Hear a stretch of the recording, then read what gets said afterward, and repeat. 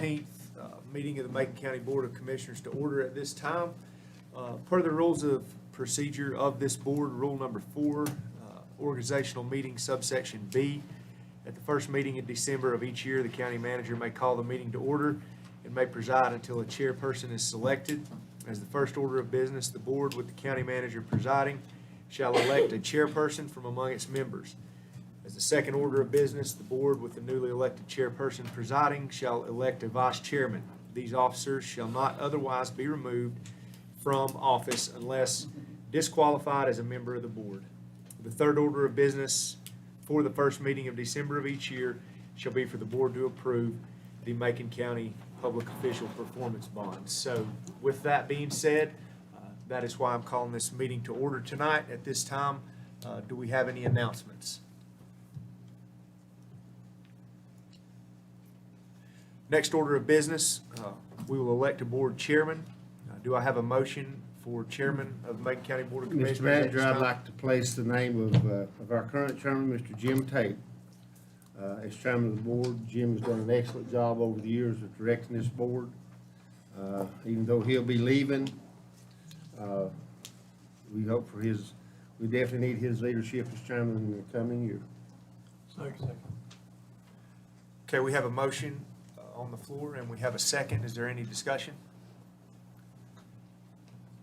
Hearing none, I'll call the question. All in favor of Chairman Jim Tate signify by saying aye. Aye. Mr. Chairman, Thank you, guys. please let the record show that passed unanimously. Thank you, guys, for your vote of confidence. It's quite an honor to serve with all of you. I'll open up the floor for the election of the board vice chairman. Make a motion, Mr. Ronnie Bill, maintain that position. We have a motion for Commissioner Bill. I'll second that motion. Any discussion? I would like to say that Commissioner Bill is the longest serving commissioner on this board. He has been here for how many years now, Ronnie? 16. 16 years. Wonderful year. Just in full transparency, just for my own feelings and just for you guys on this board, I came into this meeting tonight, or not tonight, let me say last week, with the assumption of how we're going to work out our chairman and our vice chairman. With myself retiring from this board next year, I thought it was going to be some time for some new blood and some new leadership. And I'm looking to my left because I thought it was time for Josh and Paul to do this and get a little wing in their blood. And then Commissioner Bill announced last week that he was going to be seeking re-election. So I think this board's worked well with how it's going. I like the sense of bipartisanship. And that's why I'm seconding this motion for Commissioner Bill. Any other comments or questions? If not, I'll call the question. All in favor signify by saying aye. Aye. Opposed? Aye. All right. Examination of official bonds for public officials of Macon County. Lori? Yeah, this is, like Derek said at the beginning, just something we have to do every year. There's a resolution in your agenda packet, so if you could please approve that resolution, which lays out the various bonds for the various public officials that are required to have them by general statutes. We get a motion to approve the official bonds. Motion to approve, Mr. Chairman. Got a motion by Commissioner Higdon. Second by Commissioner Young. All in favor? Aye. Affirmation of the 2022 regular meeting schedule. Everyone had a chance to review it. Motion to approve as directed, Mr. Chairman. I have a motion by Commissioner Bill to approve the 2022 regular meeting schedule. Second by Commissioner Young. All in favor? Aye. Let's all rise, observe a moment of silence, and I'm going to ask Commissioner Higdon to lead us in the pledge.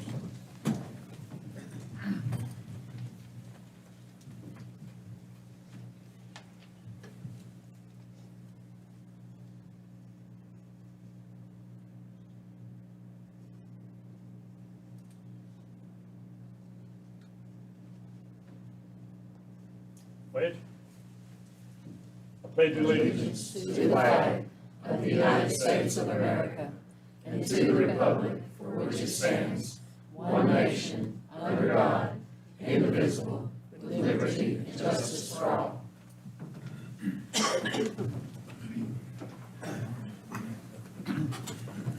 Thank you, Commissioner Higgins. All right, I'm gonna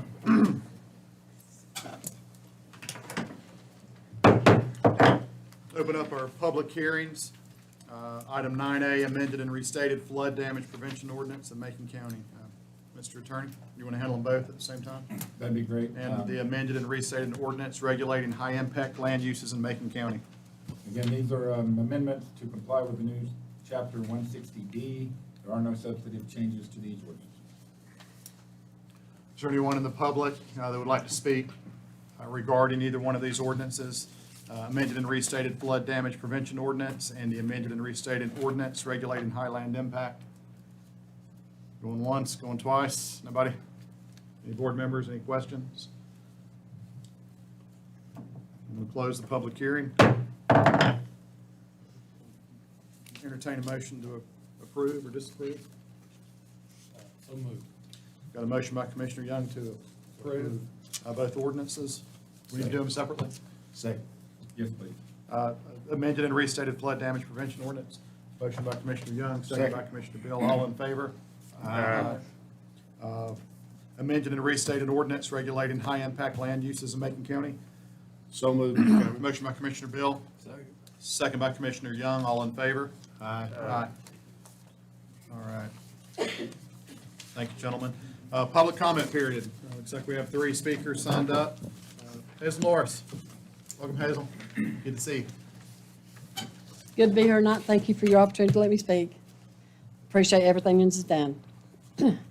What I want to talk to you about tonight is very dear to my heart. If I lose my voice, overlook it. I was just diagnosed with a mass, so I'm just supposed to be taking it easy, but I feel this is important. I'm here because I know we don't hate the word COVID, but it's part of our life now. It's going to be part of our life. But I have a concern only because I know several people, family and friends, that has been denied the antibodies, that they've had to go somewhere else. I think our county needs to step up. We had a neighbor about a month ago to pass away that was denied the antibodies. 4 days later, went back, was admitted to the hospital. Of course, he so bad he had to be on the vent. Once you go on the vent, you're not coming back home. I think that we need to do more. Done my research. In 6 months, we've lost 42 people. That's 7 people a month, if you want to break it down. There's no young people. Our neighbor, like I said, he was young, younger than I am.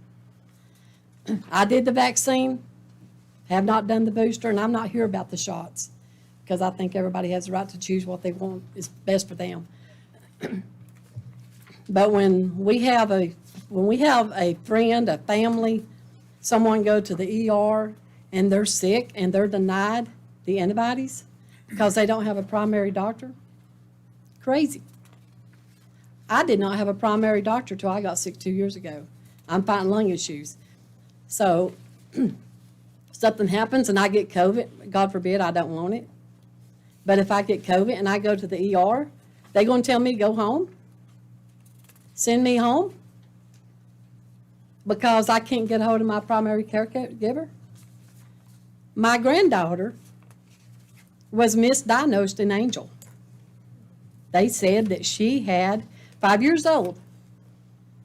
They said she had foot and mouth disease. Sent her home. 3 days later, she hollered for her mom because she couldn't walk. Took her to Silva. They said flew her right to Asheville because her fever's 104. She ended up, we did not know she had COVID prior to this. She never showed no signs, but she was one of the ones that ended up with MISC, which is inflammation to the heart and lungs. Almost died. Was in intensive care for 7 days. Today she's home, but she's on heart medicine. Now, was she would have been able to take antibodies? I do not know. But I think it's a big issue here. I called Clay County, I've done my research. I asked Clay County, I said, if I have a positive test, what do I gotta have to come over there and get the antibodies? A positive test. No referrals. Now, they're like the lady told me that most of the people she's doing is coming from Macon County. I mean, they're doing all the counties, but a lot is from Macon County. I have 2 friends that was diagnosed with COVID, went to the ER twice, was denied. Finally, a local doctor referred them to Mountain Lakes to do the antibodies. Thank God they're better today. But we're losing people. We got sick people still in the hospital. If they was offered these in the ER when they go the first time, it could be a different story. But they're not. I'm told that our hospital's only doing 4 a day. Come on, Clay County's doing 20 a day. There's no sense. It takes 30 to 45 minutes to do them. And yeah, I know you got to sit there for them to watch you. But there's no sense in our clinic, our health department should be offering the same thing. Right now, Clay County's the only certified clinic that can do them. But we got an issue here. We need help. I don't personally want to see nobody in Macon County die anymore, not from COVID.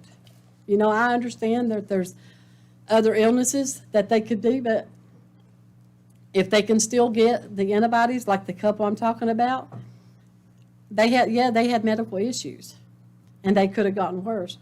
But thank goodness that their primary doctor finally sent them to Mountain Lakes. Well, they're saying if you don't have a primary doctor, you can't get it. That's crazy. Now, I don't know what you commissioners can do, but I think we need to do something. I think everybody that gets COVID, Lord forbid, I don't want nobody else to get COVID. But if they do, they have a right to life. And I'm going to just share something to you that Dr. Oz told on Newsmax the other day. Dr. Oz, I don't know how many knows him, but he's well known and getting ready to run for senator in Pennsylvania. But he said, when a patient is sick and you go to the doctor will prescribe you medicine to help you get well. With COVID, they're sending you home with the blue slip. Call me when you turn blue. And he said, people, there is help out there. There's medicines, but we're not doing them. He says, we're just not doing them. We should not depend on the government to say, it's okay for you to live, but let this and die. They're picking and choosing. Picking and choosing. I don't know but 5 people, my personally self, and I know a lot of people in Macon County. I know 5 people that was able to get it here. But I can guarantee you, I know 100 and some that's went everywhere else to get it. So what can we do? We've got to do something.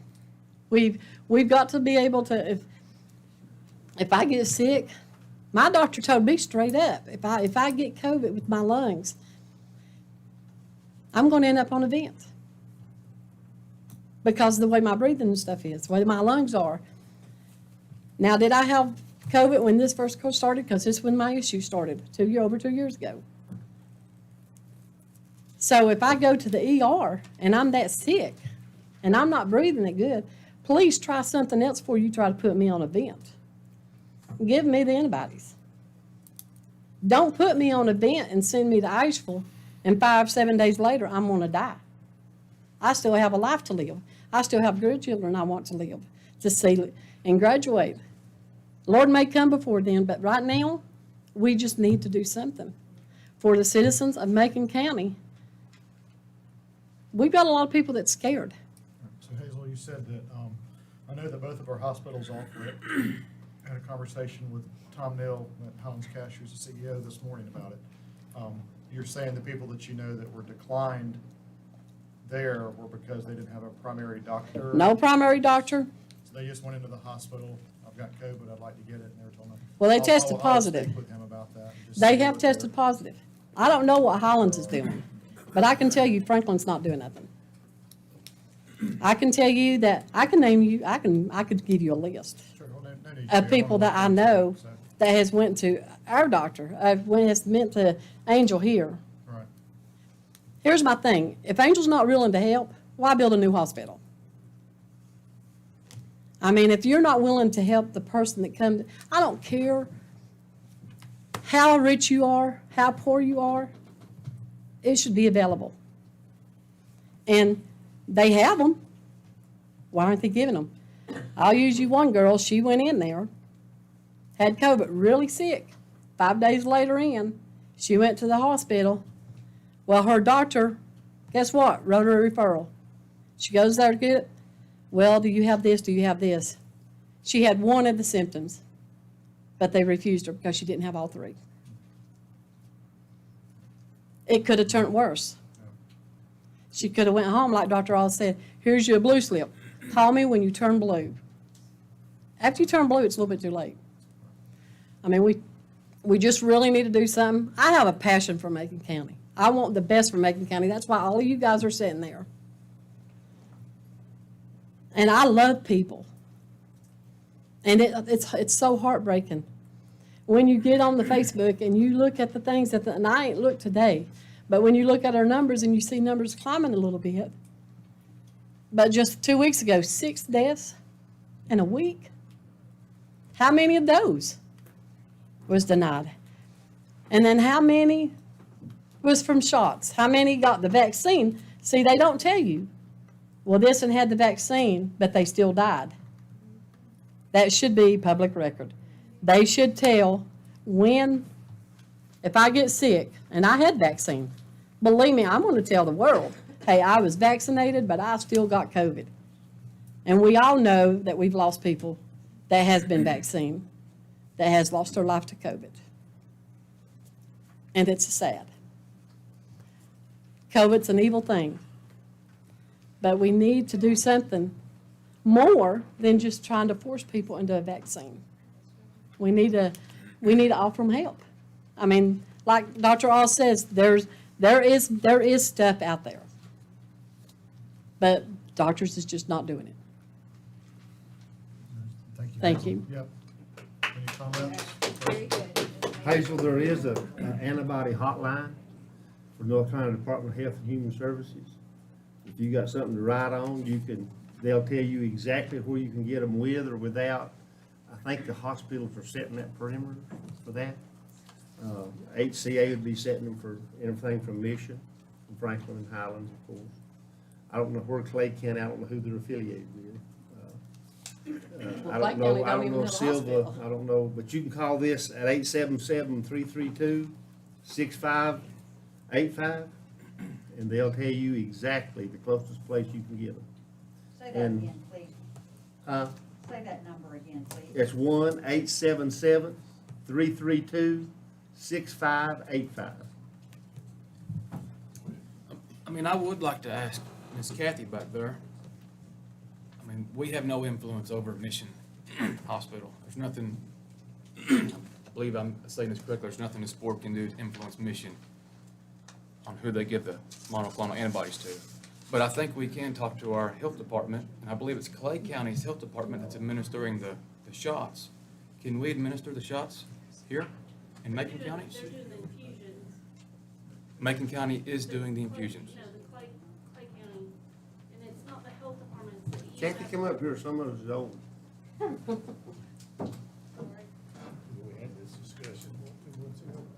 know it. Josh. And we have the hospital administrator with us tonight too, he can probably answer Yeah, some of those Angel. questions. Clint, I mean, Shayna's here. we're just here to she's help from the these ER. people. And we're getting, I mean, I'm getting Come on up, Clint. a lot of phone calls, and I'd just like to have a straight answer.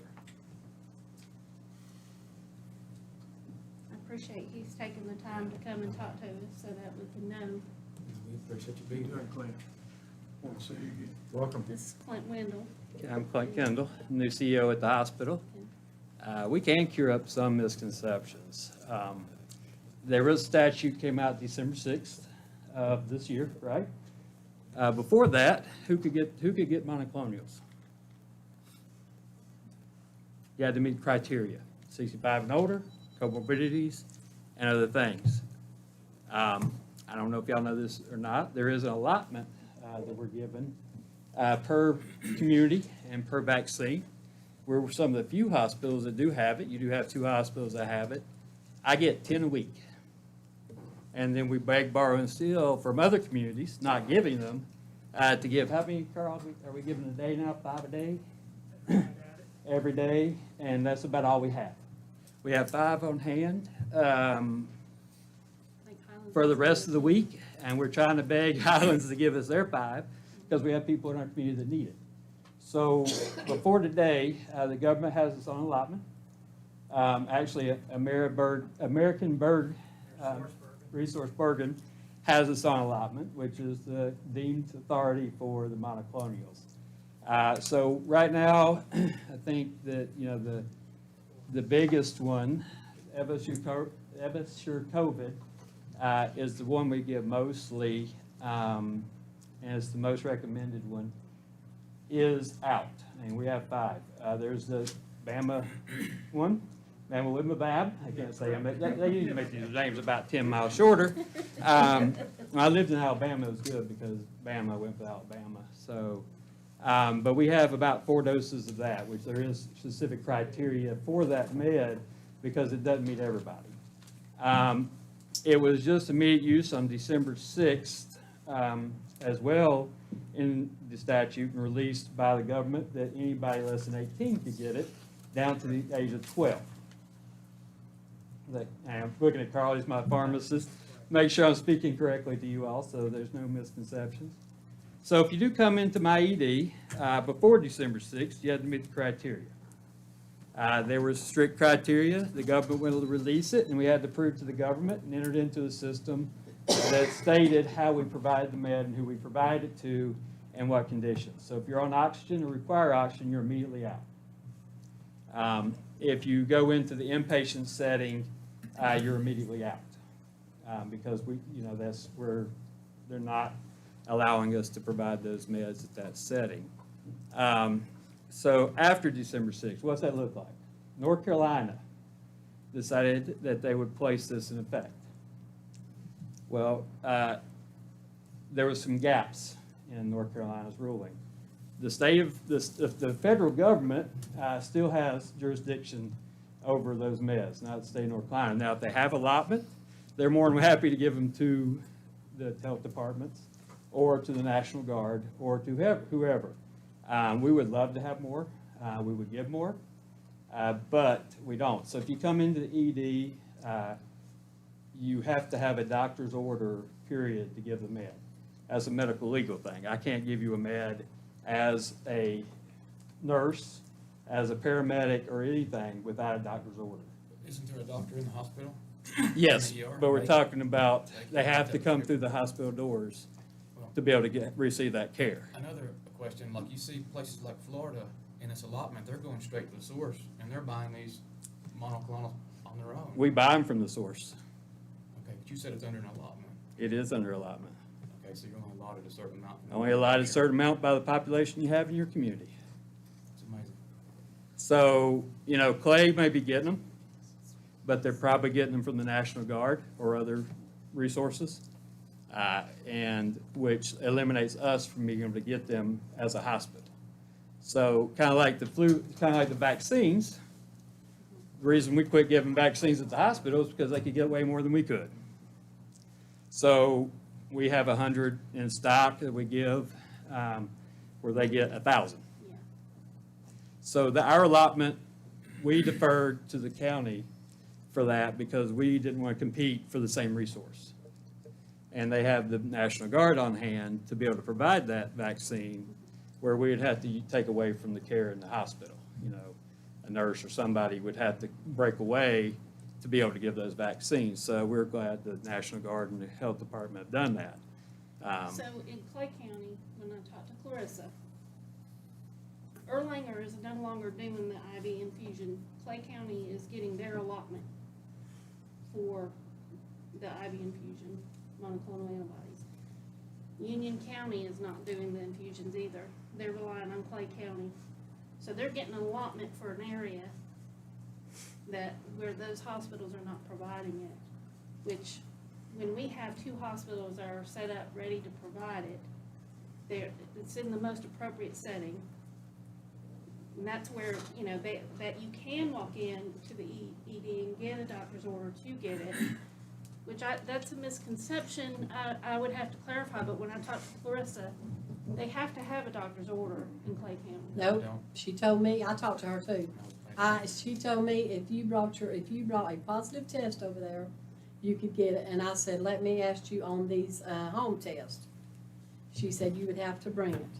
Well, I I'm just called telling I you. called up there myself, just to Yeah, I confirm. talked to her the other day, and she told me you had to have a doctor's order. Yeah, I'm just telling you, I didn't speak to her, I just called the COVID hotline. It's just hard, and I'm getting phone calls. Yeah. And it's hard to have somebody passionate and very upset saying I was declined or refused service in Macon County, and they're calling me. Right. And this is your professional field, it's not mine, and so all I'm doing is I'm trying to speak to the people who are reaching out for help.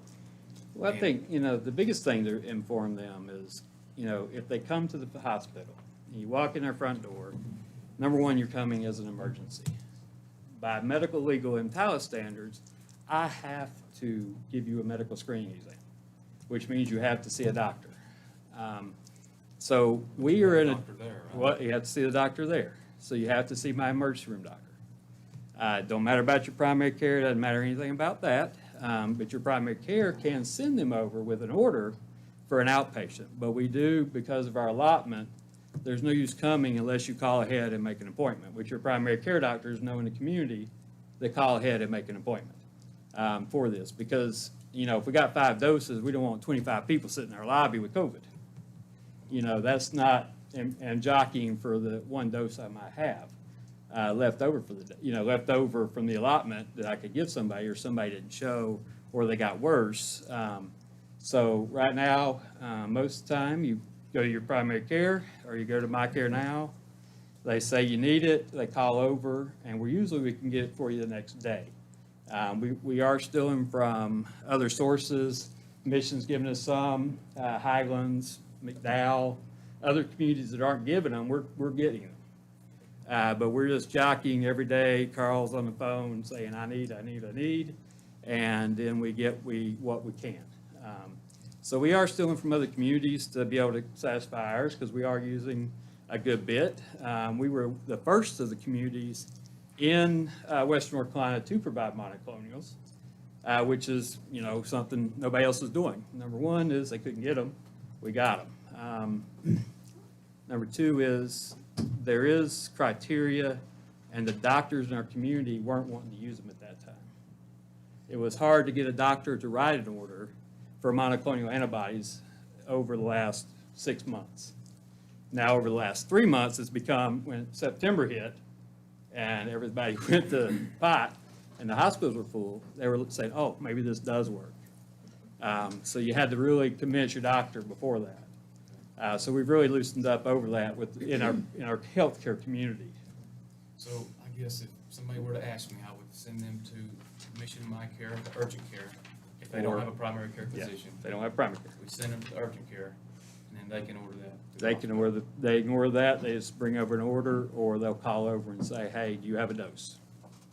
And you can go to your primary care, Wildy, Helm, Kit, Harris, the guys up there, we're all providing care to them.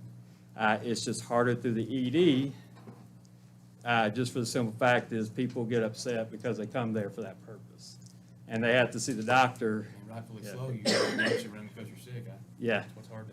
And you think you need it, but then, like I said, the criteria run amok at that point in time, because you can't be on oxygen, you can't be on the, you gotta meet certain criteria, where the doctors, if you go to your primary care physician, their order is all we're still gonna look through and make sure you're eligible, or you can receive it, there's no contraindications, that we're not gonna hurt you with it, and you consent for it, but that's all we have to have is the physician order. That's the reason your primary care, urgent cares, and the sad part is you got Harris in the community, and how many are they providing to their community?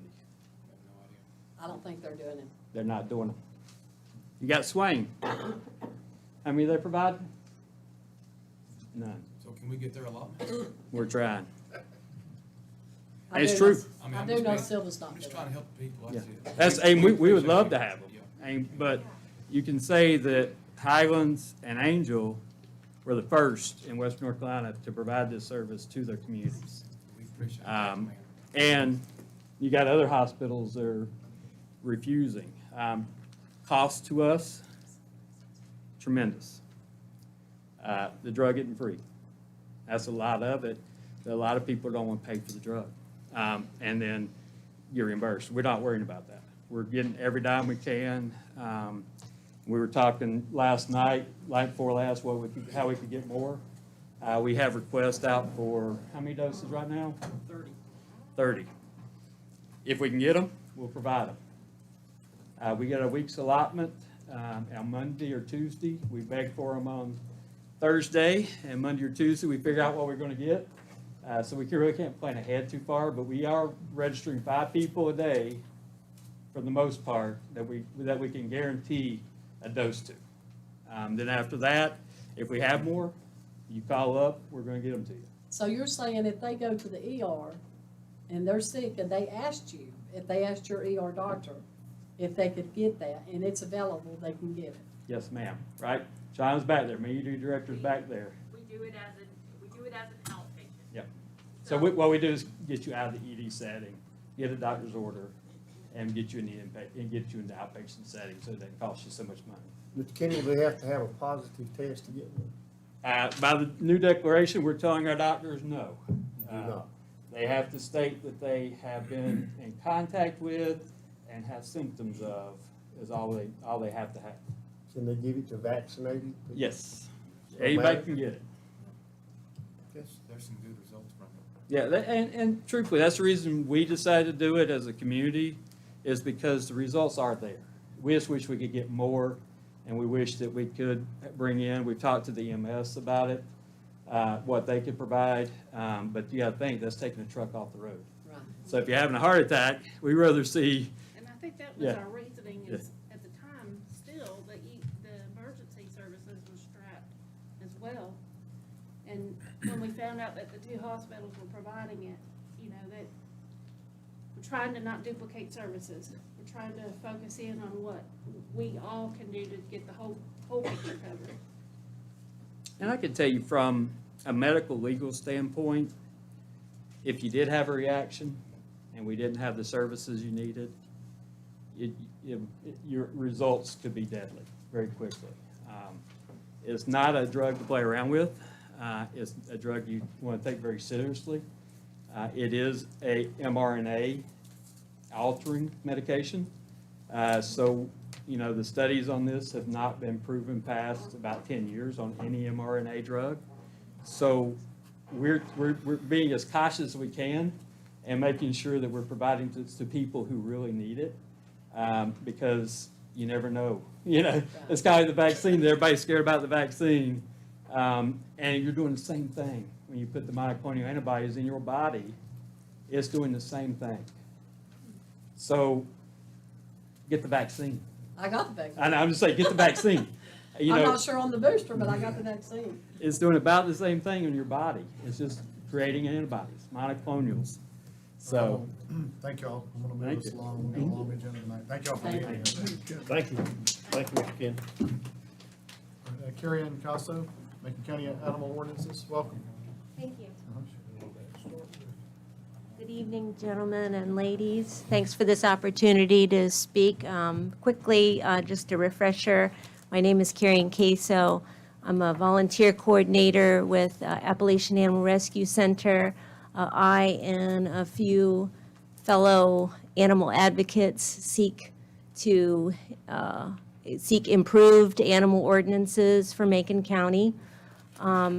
It's my understanding that you have in your possession the proposed ordinances that the health department came up with, that you have had them for a month at least. So I realize that you have a lot of important work to do, but I am disappointed that it's not on the agenda tonight. Can I speak to that? Yes. They've been in my possession. The Uh-huh. health board has reviewed that, and the order of operations that follows that is that we haven't had our attorney. Our attorney has to look over this. I'm looking over it. We actually met with the health director and the animal control director today to discuss these things. So, and when it comes to this board, we have decided in that meeting today that it is best that it come in bullet point recommendations. So the board can decide which of these that they would like to see incorporated, if any of them, into that ordinance. So we're still in the very rough stages, the preliminary stages of revising this ordinance. There's many steps it has to go through. I mean, it is when you look at it, it's a regulatory ordinance that impacts everybody in Macon County. So that's something that is not going to happen overnight. I mean, it's going to be very thoroughly reviewed. It's going to be reviewed by legal counsel, myself. Again, we're having conversations with the health director as well as the animal control director. And there's a lot of steps in the process that haven't been completed yet and still are going to have to be completed before the board gets to see that ordinance and have even a chance to weigh in on it. So right now, it's still in the very early draft stages. And I realize there's a lot of people out there that, like yourself, that have came and expressed concerns about it. But just to tell you that we are working on it, but the wheels of government turn very slow, especially on something that impacts 36,000 people in the county. So we're just crossing all our T's and dotting all our I's and being sure that that has went through a thorough review before we come and discuss it with the board.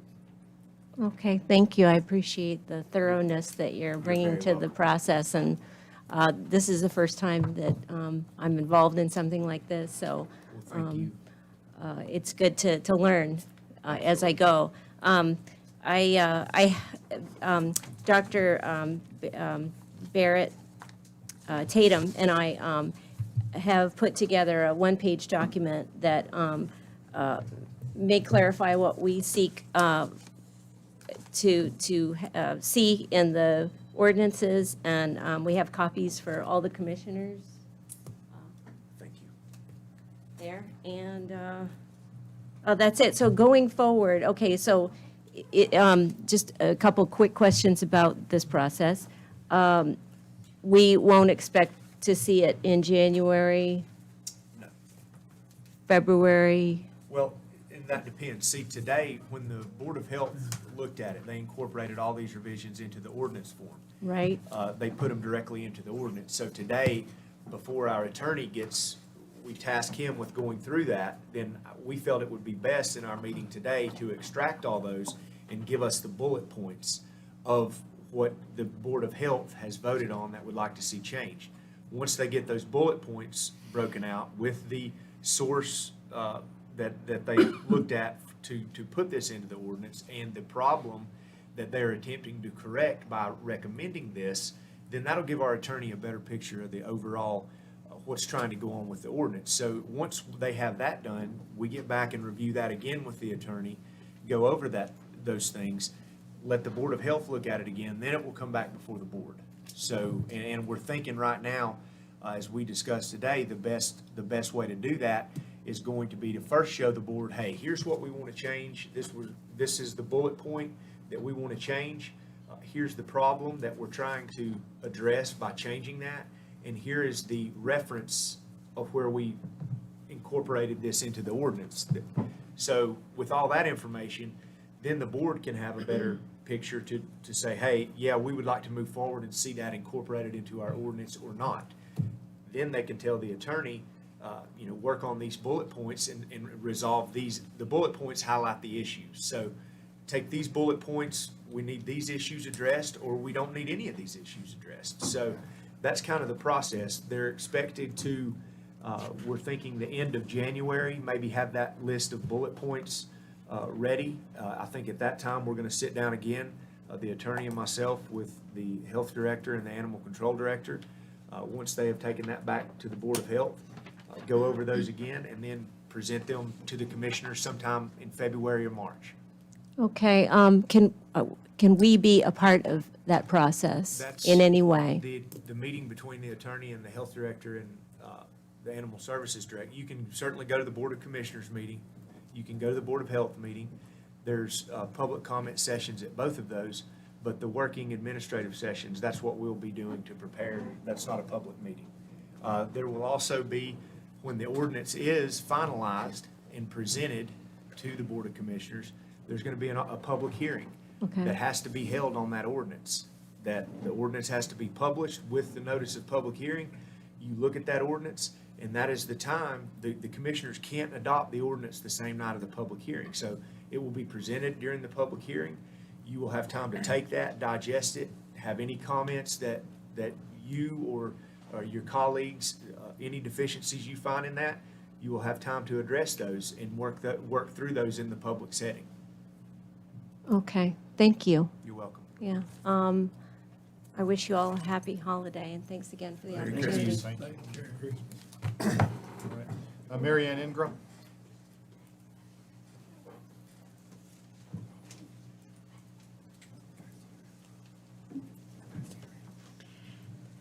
Good evening, everyone. Thank you for letting me come up. Number one, I just want to tell you how grateful I am to all of you all, and especially for the roundabouts that we have in the town and in the county. The efficiency of those has been immense for them as people traverse, especially coming into town on Business 441. Mwah. Thank y'all for doing that.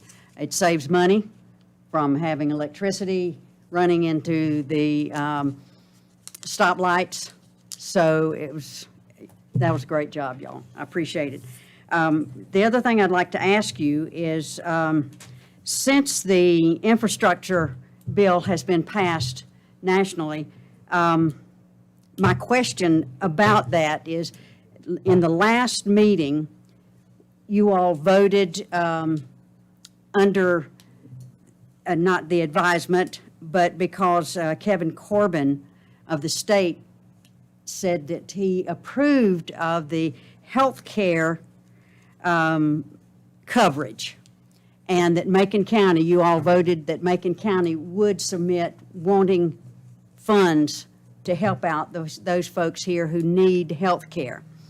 My question is, are we going to have to go through the same process for Macon County to get its due with the money from the infrastructure bill? And I know it's probably, they're not even to that state yet, but I mean, to that position yet to know where money is going to go.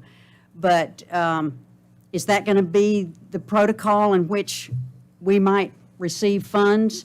Because, boy, we got some roads and bridges and need help. Pardon me? No, I think we've still got to, we've not even seen the But I mean, is that the allocation. protocol that counties get money is, Yeah, this is how it's going to work apparently. okay, The North Carolina Association of County Commissioners is working closely. That's a federal program.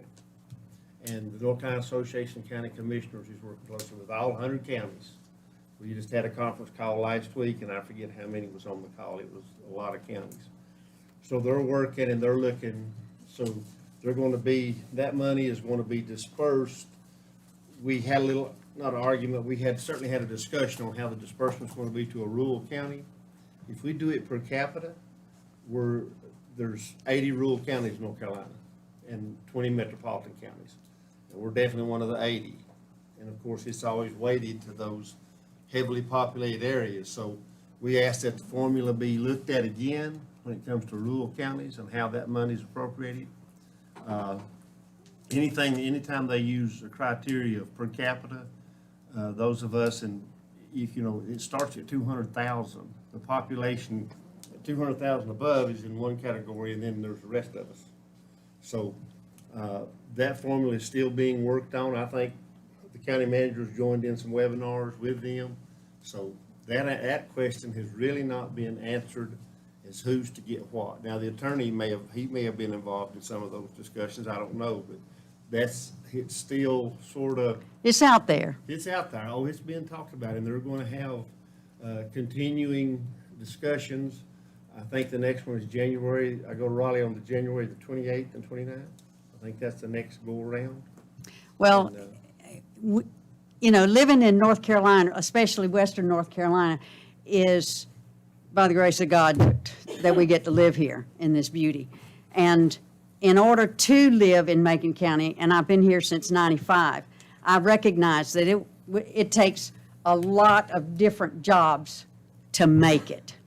And when I first came here, I had a job and I had to store up money in the summertime so I could make it through the winter months. And now I'm looking pretty good now, but I have a home business, and the internet, holy smokes, the internet out in the mountains it just makes me cry. I'm not getting my orders, and not communicating with my customers, efficiently, and so we need it. Yes, ma'am. But anyway, Merry Christmas to you, and thank y'all again for those roundabouts. All right, is there anyone else that would like to address the board under public comment? All right, we'll move on to any additions to the agenda.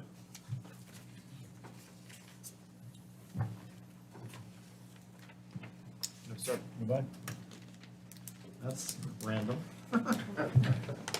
Motion to approve you need a motion to approve the agenda? Oh, Paul, you got one? We're having a closed session. Motion to approve the agenda by Commissioner Bill, second by Commissioner Shields. All in favor? Aye.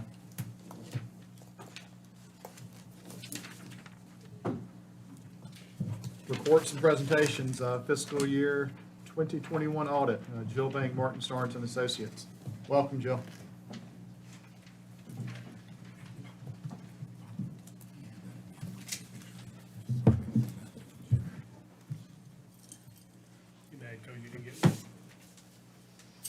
Good evening. Good evening. My name is Jill Vang, and I'm from Martin Starnes and Associates, and I'll be presenting on the fiscal year 2021 audited financial statements.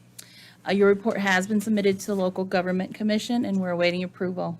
And once we get their approval, we'll have bounded financial statements to you.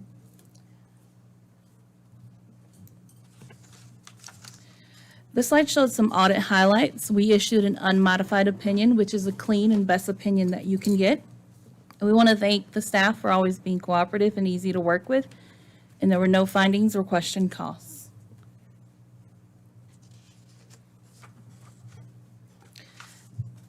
This slide shows total fund balance in the general fund over the past 3 years.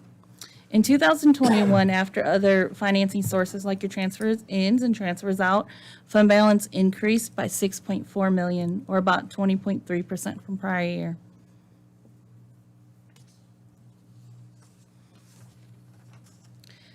This slide shows the available fund balance in the general fund. Available fund balance is a calculation utilized as a basis for comparing you to other units and calculating your fund balance percentages.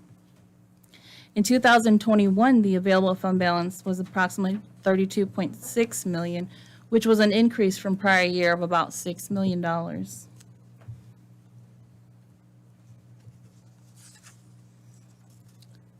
In the past, units of governments have been grouped by population to evaluate various ratios and benchmarking. This year, the LGC have also grouped units by expenditures, which is a more effective comparison for some ratios. One of those ratios that the LGC looks at is the available fund balance divided by net expenditures. The LGC's minimum threshold for this percentage is 20% for units with general fund expenditures below $100 million, or about 2.4 months. The county's percentage for 2021 is at 67.74%, which is above the threshold.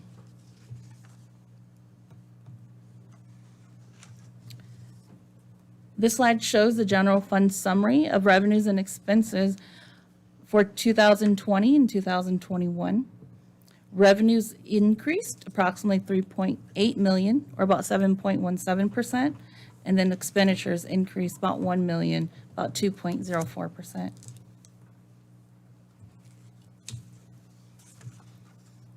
The top three revenues in the general fund were the ad valorem taxes, restricted intergovernmentals, local option sales tax, and then the top three comprise of 89% of total revenues, and then we have other revenues at 11%.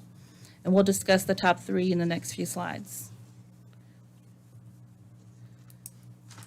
Ad valorem taxes comparing 2020 to 2021 increased approximately $712,000, or about 2.3%, which is comparable to prior year.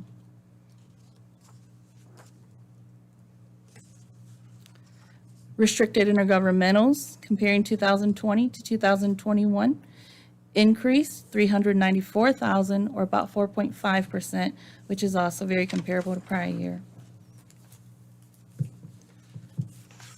And then the local option sales tax comparing 2020 to 2021 increased approximately $2.3 million, or about 26.1%.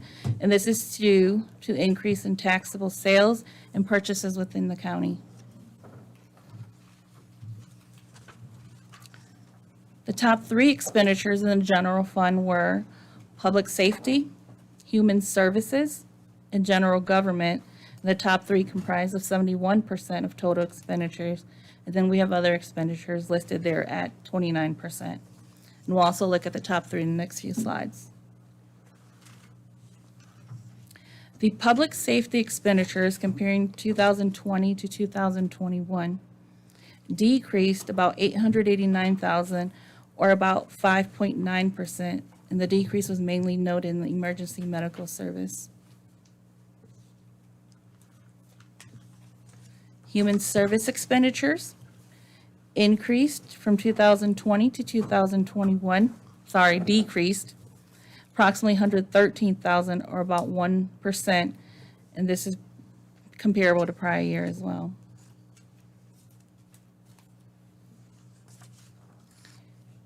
And general government expenditures comparing 2020 to 2021, it increased approximately $1.6 million, or about 18.5%, and the increases were noted in the following departmental, administration, tax assessments, and information systems. So this slide shows the solid waste fund, which is your enterprise fund, comparing some of the information from 2020 to 2021. Cash increased about $273,000. GAAP net income decreased over prior year. Cash basis net income increased over prior year. Unrestricted net position decreased over prior year. The cash basis net income does not include items such as depreciation expense, changes in post-closure costs, and other post-employment benefits, but they do include capital outlay expenditures and your debt service payments. The current year is higher than the prior year due to an increase in your operating revenues in the current year. Your GAAP net income decreased mainly due to prior year having an increase in landfill capacity, which did not occur this year. Cash flow from operations increased from prior year due to more cash received from customers in the current year. And then your unrestricted net position is like the available fund balance in the general fund. It is a portion of equity in the landfill fund that the board can use to appropriate. The decrease of the $1 million is due to the increase in the other net position component, which is your net investment in capital assets.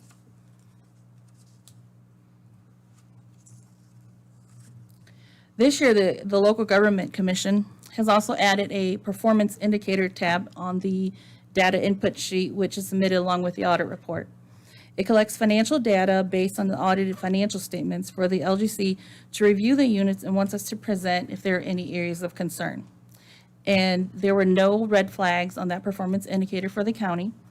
Some other things that they've indicated there is also the county has timely audit submissions, and the county also has stable property tax valuation and collection percentages.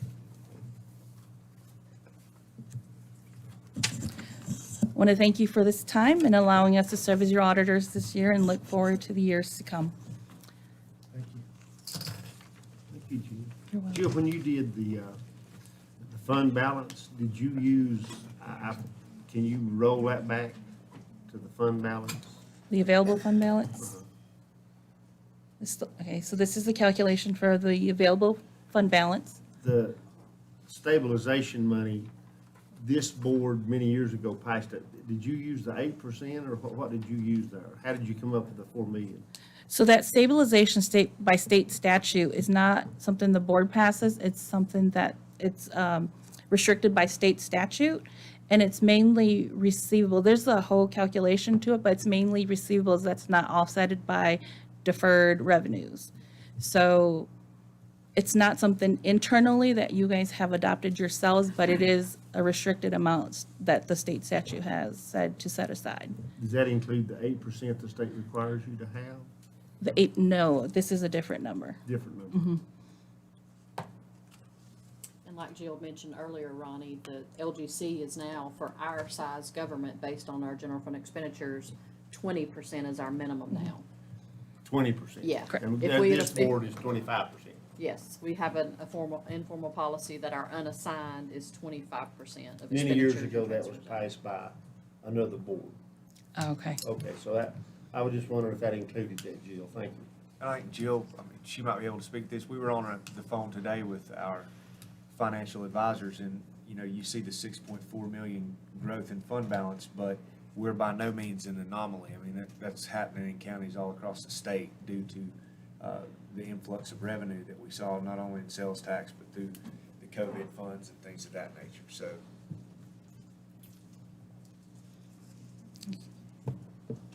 Yeah, we have seen an increase in fund balance, and really, like I touched on that local option sales tax. A lot of units of government across the state has seen an increase of that local option sales tax that have helped them with their fund balance.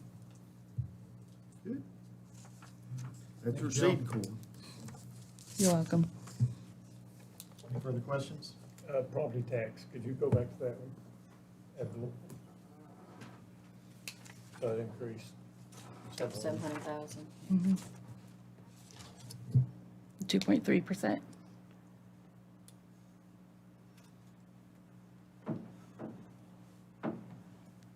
That was 50-some odd percent of the budget. I forget the pie I chart. don't have that information with me. I think you do. It's on the The pie ad chart. valorem, the slide with the three top revenues. Oh, I thought you said percentage of budget. I don't know the No. percentage of budget. Oh, of the total. Expenditure. Of the total revenues. The Total total revenues, revenue. okay, that is 54%, Yeah. yep, Of our of total total revenues. What did you say our fund balance? What's the percentage of our budget? What number did you say? 60-something. 67? Oh, the available 67.74, fund balance yeah. percentage? The new calculation that the LGC looks at takes your debt service plus your general fund combined, 67.74. Yeah, In the MD, when you get your bound copy of the audit report, there's a report called Management Discussion and Analysis. It has a lot of these indicators like this because we normally just look at our general funds standalone. And that's how we benchmark what we want to keep an unassigned fund balance. So those numbers are, and percentages are reflected in the body of that MD&A, Management Discussion and Analysis. Thank you. Thank you, Jill. See you You're next welcome. year. Yes. Thanks, Jill. All right.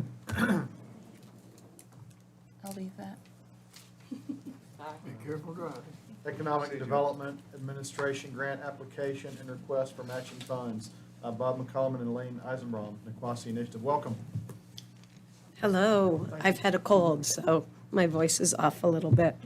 But I've had 3 negative COVID tests, so I'm not sharing anything too serious, I don't think. Congratulations on a good audit, that was fantastic. So I'm going to start off by, we are going to talk about the cultural district that we're trying to develop around Niquosi. I want to start off by congratulating you guys again and saying that, I don't know if you're aware of this yet, but the Smithsonian Institution has picked up your home county and town to feature in a museum that's going to travel around the country for 6 years based on the mound here and the way that this community and this county and this region has come together with the Cherokee people to resolve challenges and to look forward and create and grow new opportunities for the community. And so that's where we've picked up. First of all, that's fantastic to be picked up by the Smithsonian Institution. and not only picked us up, but they are featuring us as one of the top communities. So, Niquosi Initiative is working with a really large group of partners to develop this cultural district. The cultural district is in alignment with the various plans that have been created over the last decade or so. The feasibility study that was done for a museum, the town's comprehensive plan, and this district will attract jobs and money. We just had a report done by Creative Economic Development Consulting, and the first, three enterprises that go into this triangle area or this space here will create 25 jobs and approximately $2 million in annual outputs for the county. This cultural district will honor a sacred site. It means so much to this county. It means so much to the Cherokee people, and it means so much to the town of Franklin. It's a gem that doesn't exist anywhere else. You guys probably all know this is the largest unexcavated mound in the southeast. It's not just any mound, it's a really special one. We did a survey. We received 450 electronic and paper surveys responses, and including face-to-face talks that I had with other people, we're close to about 500 responses. About 80% of those came from Macon County. All of them were ecstatically in favor of moving forward with this. The focus of EBCI members has been extremely on economic development. They want to see their culture presented in an enterprise developing fashion. I have with me a letter from Macon County Commissioners from your learning center, artisan space, and exhibit and performance space, demonstration space, plots for growing, demonstration plots for growing traditional crops that were grown by the Cherokee and the Appalachian people. And we've got, let's see, I think about 11 different entities on board for match for this. And we're here tonight to ask you guys to join with these 11 other entities to match the grant. It's a $5 million request, so $5 million coming into the county is pretty significant. And they require a 20% match, so they are looking for $1 million in match. And we're asking you guys to come on board and help with that. The benefit to you would be accrued in the first year of operations. And Bob has a few things to say. So, good evening again, and thanks for the time. Y'all are used to seeing me come here a couple of times a year and ask for sustaining funds for the nonprofits that I deal with. I co-chair Niquosi Initiative. My counterpart in Cherokee, Juanita Wilson. And so what we're asking for tonight, this is a horse of a little different color. This is ARPA money, recovery money. Has the county already gotten theirs? I know the county will get some of that ARPA recovery money at some point. And I know that y'all are elected to be stewards of the taxpayers' money, and rightfully so. And so what I'm saying is the ARPA money that's available here in this grant is also tax money, and some of that's our tax money. And if we could bring this money in, it can change a lot of things in Franklin and Macon County. And if we don't get it, if we're not even able to get any of it, it's just going to go to another community. Somebody else is going to get it. We have a share of that is ours. What we're asking for is $100,000 from the county for the price of 2 mid-level employees for 1 year. What you already have in motion is dozens of people. State and local regional agencies are all on board with this, and they're helping us out. Southwestern Commission has already committed to be our fiduciary. agent and provide grant management for us. It leaves the planning and operation to Niquosi Initiative. We have, the $160,000 was from Dogwood Health Trust. So all these organizations have vetted us. They understand that we're capable of doing this. There are multiple planning activities have been gone through the years. So it has to be phased, and we can't say exactly what money is going to go to until we know how much we qualify for. And that depends on how much matching money that we get. So we would hope that, and I would also remind that the EBCI made a $400,000 investment in this community 10 years ago when they purchased Dan's Auto Building. And I think what we're trying to do now, one of the first things they would do there is renovate that building into a usable form so that it can serve the community, realizing at some point in the future, you know, we'd like another structure there. But there's no use to let it sit there vacant any longer. It needs to not be an orphan property. We need to put it to good use in the county. So I'm asking you to take all that into consideration and to participate with us in this effort to bring, it would be a tremendous boost in money coming into the county. And of course, would provide future tax base and revenue, jobs, are always a spinoff from efforts like this. And so we'll answer questions. So Bobby, if we add all that up, your match is looking for local money, not counting the state money or the Park Service or Department of Commerce, about $1 million.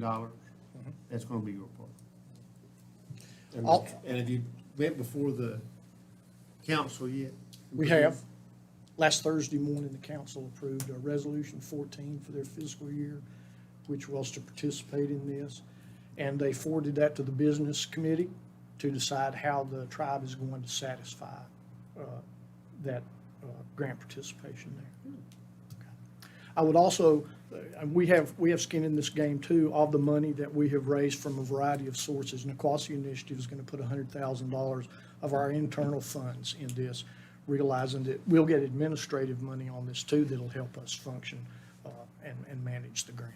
Now, I understand you got some new plans from Equinox.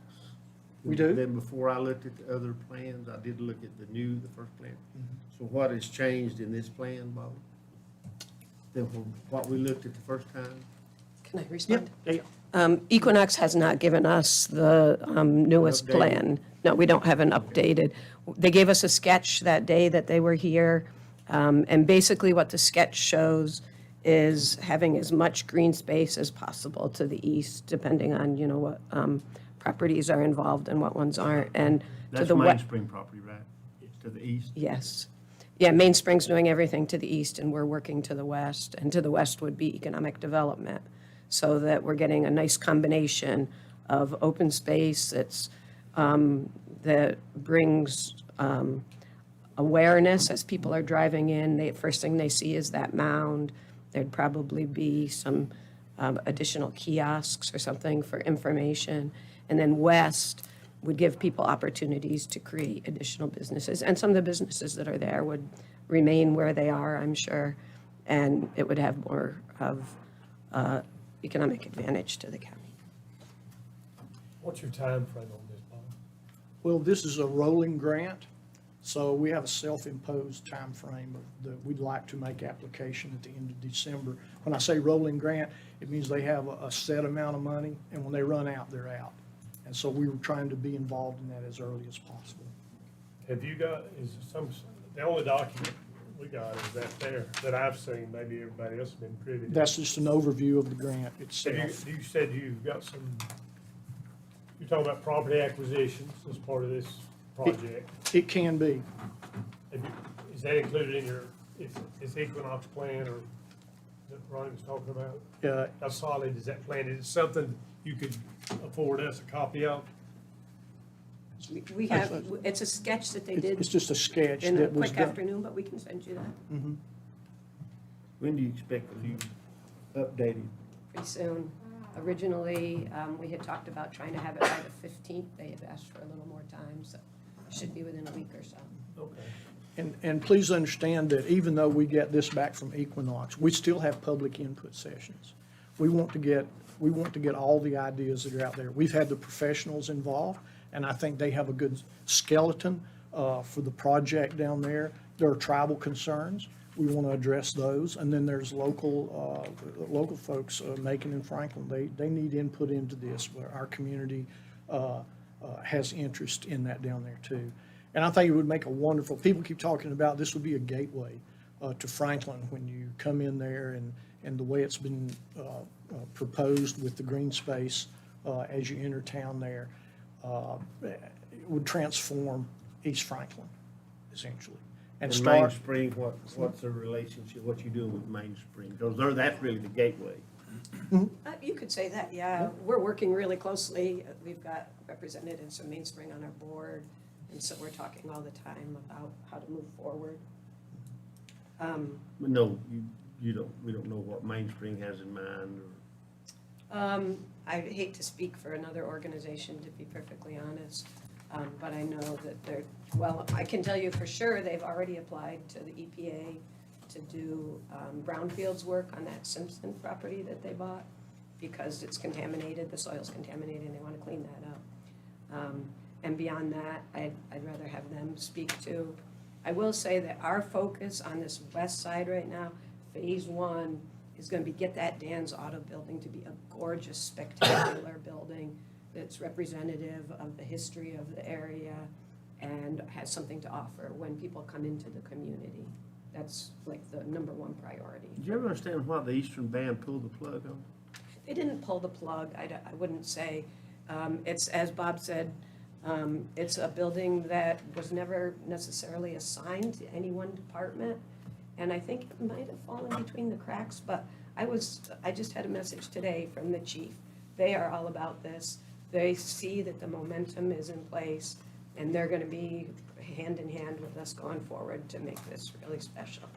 So, and I think it helped them to have Niquosi Initiative here on the ground, where there's somebody who can be engaged with people, you know, while they're up in Cherokee. They feel like they've got eyes down here, so. Is their part the cost of that building? Is their contribution the cost of that building? It can be. Those are some of the options that are before their business committee right now, as to whether transfer the property, give us the property as value to put it under the umbrella of Niquosi Initiative, or whether to sign on as a co-applicant on the grant and cash. And they have cash in that You'll resolution. know on that. When will they make a decision on that? It's, Good question. Good Good question. answer. it's pretty darn close. Yeah, it would be, yeah. Stupid question. Give me a stupid. Well, Think there'll be any floodplain issues with that building? Yes. I mean, with the town, they've got some new regulations, as the county and the state has some new regulations. We have an architect coming out this week or next week to start giving us some general engineering advice on whether we're better off to start from scratch with that building or mitigate it and do whatever Or it is. level it. That's one possibility, yeah. And then we also have an appraiser coming out and trying to give us a value on the building too. So we're definitely doing all our homework and our due diligence on it. When we have a presentable plan, I mean, you've got to sell this to a lot of people. We really need you guys to buy in so we can create that plan, to be perfectly honest. You know, there's so many moving parts. Which do you do first, second, and third is kind of hard to resolve, but when we turn in a application to the EDA, it'll be pretty specific. And so end of this year, beginning of January, we'll have that. And it'll tell who all the people or entities who have contributed to the match are, and what the phases are that we'll go through, what kind of budget we have, et cetera, and who the partners are.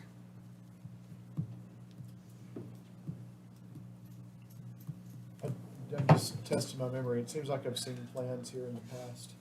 Haven't I, of something to do in that area? You've seen a So feasibility study that the tribe commissioned, and you've seen the town comprehensive plan, shows a beautiful, really sort of art-shaped building in that west end. I don't know if, you know, what their on-the-ground plans are going forward, But you've seen a lot of planning around it. And now we're ready to take that planning and hit the Bob, do ground. you and recall do how much some- the county has given the Quasi initiative so far? I think we've been in your budget for $25,000 for 2 years running now. Is three- Total of, Total, total 25, I think, Done 12, and I think we Twe- came back and done. right. of 12 and a half again. So, yeah, okay. So you're looking for a A commitment. check. We're looking for a letter of commitment. That's all we have to apply for the grant, is a But letter if, of I mean, you're wanting us commitment for it. to contribute to something, we don't even know what it is yet. We have a general idea, of the concept, but. Yeah, we can bring you the sketch drawings if you want to wait. I don't know when you next meet or whatever, but we We'll can. meet every month, that's why I asked about the time frame. Yeah. But, I need to see It's something. tight. Or I Understood. do, maybe everybody else doesn't, but, before I'd Understood. say, hey, I'm willing to give you $100,000, where'd you get it to for? I don't I know, understand. just give it to you. So, You're a good justify a little steward. bit with some, this is good. Now, all of these people committed? Everything on the top there is committed. In the bottom there, what did we say we could do? Essentially, the value from the tribe can be moved up into that top there. They passed the resolution of support. It's just a matter of how their business committee decides on how to satisfy that value. So yeah, if you move the tribe up, everything else. Did they buy that building? Yes. Yeah, So they bought that. 2011 or 12. And it, Roof on it and everything? I think the roof and the internal remodeling was going on when the 2008 happened, and whoever had it then kind of walked away from Was it. that the car lot, Bobby? Did the car lot have it then? It was Dan's I know Auto. that. Somebody had bought it, and there was a I renovation in forget exactly. progress. They loaded up all the cars in the middle of the night, is what I remember. That's the only thing I remember. So when they purchased it, it was never assigned to one of the departments in the tribe. So it never had a budget it was literally an orphan property in the tribe's property holdings. I've noticed that for the past 10 years, just a big empty building. It's just right an on empty Main Street. building. We keep it dressed up. We did some work in the bay areas in the back to make it usable Goodyear. for the Trail of Tears Conference, which which was postponed last year, but will be held here this year, national conference. And they will be visiting the mound there, and we'll be using it. The word then was that they were so worried about the flood issues. That building's flooded multiple times, even when Goodyear was there. In 64, I forget, that's a high water mark in 64. 64 was the high water mark, but When Dixie was across the road, the groceries floated out the. yeah. If there is a positive to that, is that it's a slab floor and a block structure. So if renovations are done wisely in the building to make it useful, there doesn't have to be a lot of damage done if it does flood again. I also think there were some issues with the dam back in 1964 that added to the height of the water in town. I won't comment on future storm events, but, so. One more thing, you guys have bought into the statue, the incredible statue that's being put in, and the statue's gonna be down in that area, down in that triangle, and it will bring another vast amount of people to the area. It's extraordinary. What are you basing your projections on employment and the return? It's a computer economic development model called IMPLAN, and it's used by economic development people to estimate that. I also was going to say, I can pull up that little sketch on my computer if you want to see it. I don't know that it's going to help you out that much, but if you want, I can show it to you. Mr. Manager, you have a comment? No, Well, we'll have a work session in January, correct? Oh, yeah, in terms of the budget, we'll have a budget work session in January and kind of lay out everything for the coming fiscal year, kind of see where our revenues for this year are at, and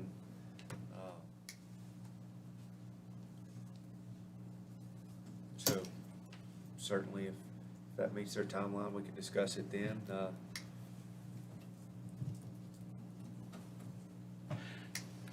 The only, I'll have to agree, an expenditure of this amount, I mean, I'd like to discuss it at length during, budget session, instead of just show up at a meeting and I appreciate your time and dedication. I mean, it's not unnoticed. I know you've put a lot of effort into it.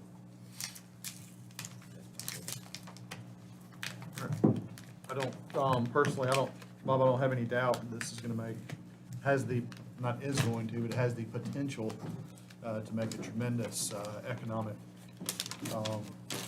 impact on there. And I mean, I understand that we're just looking at 10% of this match, we can bring back. millions. Yeah, I mean, I can see that, and I can see what it could potentially do to that corridor. We'll follow this board's direction. I really don't have any major issues with it for the commitment, because I presume we won't be spending the money if y'all don't get That's if correct. you don't get the loan. We don't get the grant. However, my only comment is that I think it'd be good to have, I mean, hindsight's 20/20. I guess when I saw this on the agenda, I should have made the mention, it'd be good to have our EDC committees recommendation of their thoughts on how that could impact here. And that would already be a good, when we have a subcommittee making a recommendation or a non-recommendation, it makes our job easier kind of on what we're going to do, which I know you understand, but I'm sorry I didn't catch that prior, because I would have definitely told you so. Is the working session before the next board meeting or after? No, it'll be sometime middle of January, 1st of February. Will be after the January board meeting. I'd like to add back to what Mr. Bill said about Mainspring. I mean, it seems like that should be a pretty close mesh, and I feel like Yeah. I mean, are they a part of all this? Absolutely. And they have input, and you guys are working back and forth, and it's a real. They have two members on our board that are, one is an employee and the other was one of their board members. And so we're in contact with them at least at every meeting and sometimes in between communications. So, yeah. I think it might be good to have a conversation with Main Street too, before the budget. I mean, I'd like to me, it just That's a seems big like. part of it. Is there a chance you guys can schedule a special work session Where so we that we can meet our present to you deadline? and show you what we have. I mean, I know that's asking a lot, but this is a big opportunity here, and I would hate to see us I miss think you'll it be setting the agenda, Mr. When is the Manager. deadline? out of time. Again? We'll probably be going in now, it looks like, by mid-January. Is it gonna be before the next, is it gonna be We meet January 11th, so. January 11th? Will it be before or after January 11th? We could make it like the 15th or something like that. Wouldn't go any later than that. We'll just, if the board's amicable to it, we'll put it on the January 11th agenda. I mean, and I'd like to can you invite Mainspring with you? Absolutely. To the next meeting and maybe bring some more tangible visual items. We'll have that, like I say, in about a week or so. We knew we were a little early coming in, but it gets it on your radar, you guys understand what's happening, and starts the ball rolling. And I'm sorry we couldn't start something sooner on this because we don't know, the time frame that we were placed under when they became available, the grants became With the available. Eastern Band, if they do, if the business committee, it's still got a ways to go, I think. But if it, by that time, maybe they'll have their 450 solid, and you can tell us, because that's nearly half of what, It is. that's a chunk right there, so Yeah. we'll be anxious to see that. And each time we go before, I'll just share this with you, each time we go before tribal council to talk about this, every single time I get the question, what's the local community putting in? They're getting the benefit and we're putting all the money in. So they really want to see you come on board too. We're surprised that the town is only putting in 10,000. I estimated on that. We're gonna still go to talk to them and ask for more. The town's finances aren't the same as what the counties are or the tribes are or anybody else's. But they'll also put in That's in inside the kind. city limits, so. Yeah, Impact with it. but they'll put an in It's a great kind impact to the town. That's right. And if there's electrical, sewer, water to take care of, that's worth something too. And when we go to budget, we'll add that in there as in kind as well. So their number will go up considerably. So I guess I'm looking, because it's this board, we're gonna put it off to our January meeting, give some time for some more research and a little more detail. Well, Paul's very familiar with Mainspring. He was serving on correct. that board for many years. And, You getting the two head nods? Yeah, Commissioner yeah. Shields, are you good with that? Is that what you wanna? Well, I was trying to think, Mr. Bonnie, when is our next meeting? 11. 11th, 12, 12th? January the 12th? 10 a.m. I was listening to see if we're about to collide. No, January We're talking 11th. about the board meeting. 10 a.m., January 12th. Yeah. 10 a.m., January 12th. That's our meeting, job. Does anybody know when the next EDC meeting is? Be the last Thursday in January, one God. We'll miss that one. 28th, then, this last Thursday. Thank you, guys. Okay, Yeah, thank be you. in touch. We got you down. Thank you for your time. No, thank y'all. See, Bob. All right, no old business, moving on to 7:30. I'll try and get us a break here in 30 minutes. We just finished the meeting. New business, item 15A, use of Cali Ball Communication Site. Emergency Services Director Warren Cabe.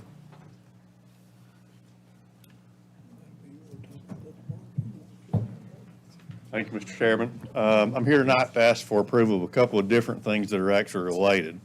So we're going to start with the first one is I'm asking for approval of the renewal of our lease between Macon County and the U.S. Forest Service for our communication site on Cali Bald. U.S. Forest Service owns the property. Macon County actually owns the building, which is a 10 by 30 concrete block building. And what that basically does is houses our emergency communications equipment for northern and central Macon County.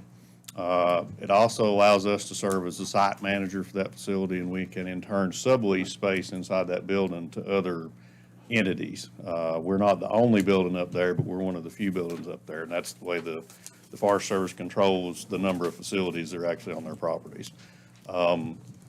The fees, I'd love to explain to you what our annual lease payment, how they calculate that, but it's a sliding fee that's based on population.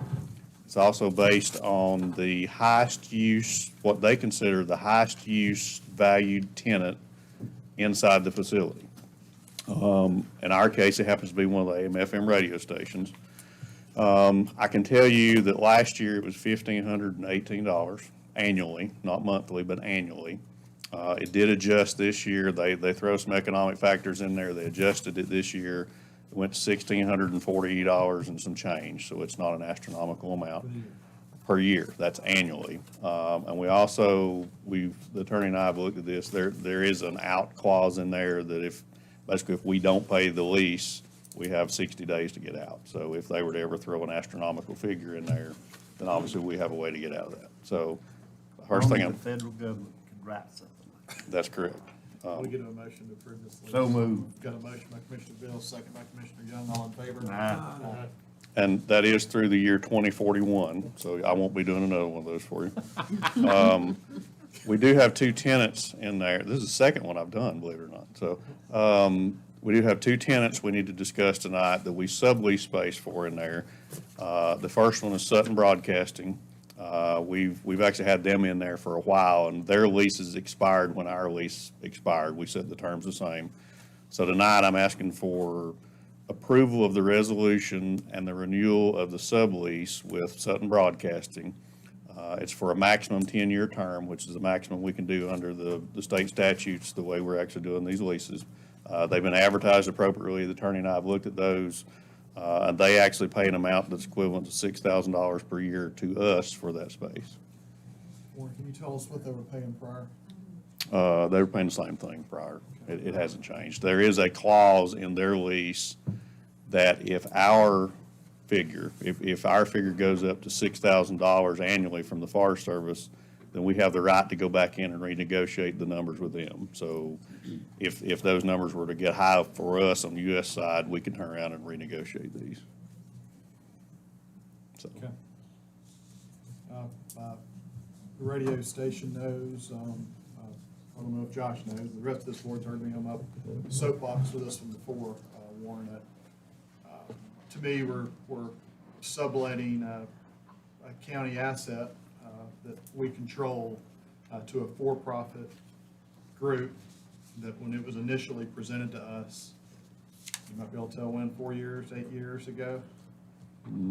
Yes, about 2014, I believe. Right. There was some discussion about how that was going to be used for local broadcasts. Well, now it's obviously more than, I would say it is potentially, just from my perception, more than doubled their marketing area. Because now we listen to Cherokee football, Cherokee basketball, everything else in our local radio station because of, we're giving them the authority on our antenna.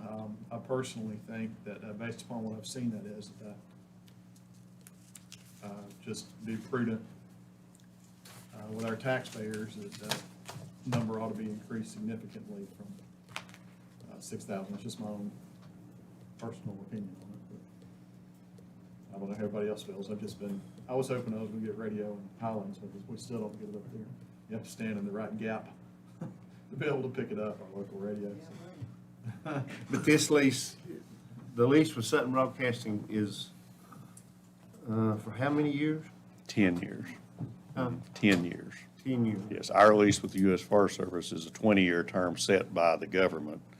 Our lease with Sutton or sublease with Sutton Broadcasting can't be over 10 years because of the state statutes that govern how we have to do our leases. And there is a second part to this. If you remember correctly, 2 years ago, Sutton Broadcasting sold off one of their transmitters. We had to do a sublease with Blue Ridge Broadcasting, which had bought that. So I have another one of those, which is the next thing I need to talk about, which is equivalent of $3,000 per year income. So it's the same equipment, and obviously I'm not going to plead their case for them. It's the same equipment, but when they split it up, we're adding another $3,000 to that revenue coming in. Let me ask a simple question. So we own the tower, Mhm. and they're attached to the tower and paying us rent, That's correct. and we're paying $1,640 annually. to put the tower on Forest Service property. That's correct. We do have a few fixed expenses. We pay a minimal power bill, and we maintain the generator, and we supply the LP gas in case there's power outage. But other than that, there's not a lot of expense. We run a very minimal heater up there, just enough to keep everything from being 20 degrees below zero all the time, but that's about it. So our rent went up some, but their rent remained flat. So our level of shrunk a little bit, not a tremendous amount. That's correct. A little bit. I think their argument, Mr. Chairman, if I remember correctly, was the community service, like the chairman said, during bad weather, during school closings, people still turn to the radio, and that was part of the reason that we, I think that had a bearing on what we did last time. What do you think? Do you think it's a good deal for the community? I don't have an issue with it. At the moment, their stuff is not interfering with us. Nothing's really changed as far as space. To be honest with you, we make money from them, just to be flat out honest with you, because we're probably not spending that much money. We're not spending that much money on our fixed expenses, because we've already got the expense of the utilities that's there. Which obviously it's the discretion of the board, but as far as I'm concerned, they're not causing me any issues. I mean, I'm fine to raise them the same percentage the government raised us. And I feel like that'd be fair. That'd cover our propane. I'm gonna ask, are we gonna spend more on attorney's fees and handling this? Than it's worth? Yeah, that's worth. I can't answer that. If we put a 3 or a 5% increase per year for the 10 years. Or we can do a 1 year at the present rate and renegotiate. But that means you'll have to write a whole new resolution, a whole new lease. We're gonna have more in it than. Well, it's on a form, it was sent to me in a Word format. it isn't difficult to change. But it's, I guess the risk is if they balk and say no, then you've lost that money and you've also lost the service to the community. I mean, I guess I'm playing devil's advocate as far as the flip side of that, but I work for y'all, so whatever you negotiate. That's You can negotiate from them. They could. Let's do it. Yeah, their lease with us technically expires December 31st of this year. Is there any way we can put a number on our expenses? A hard number? Sure. I mean, is that propane, I think that's a separate billing? Sure, we can track that for Should you. we have a- Yeah, I don't have that tonight, but I can No, certainly no, get that no. for you. Sure.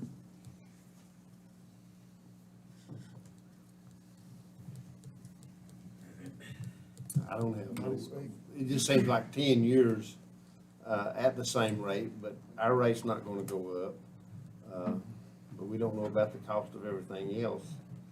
I don't know how much work it would take, Warren, but I would support going ahead with this one-year lease because it expires December 31st, but give us the ability to renegotiate that.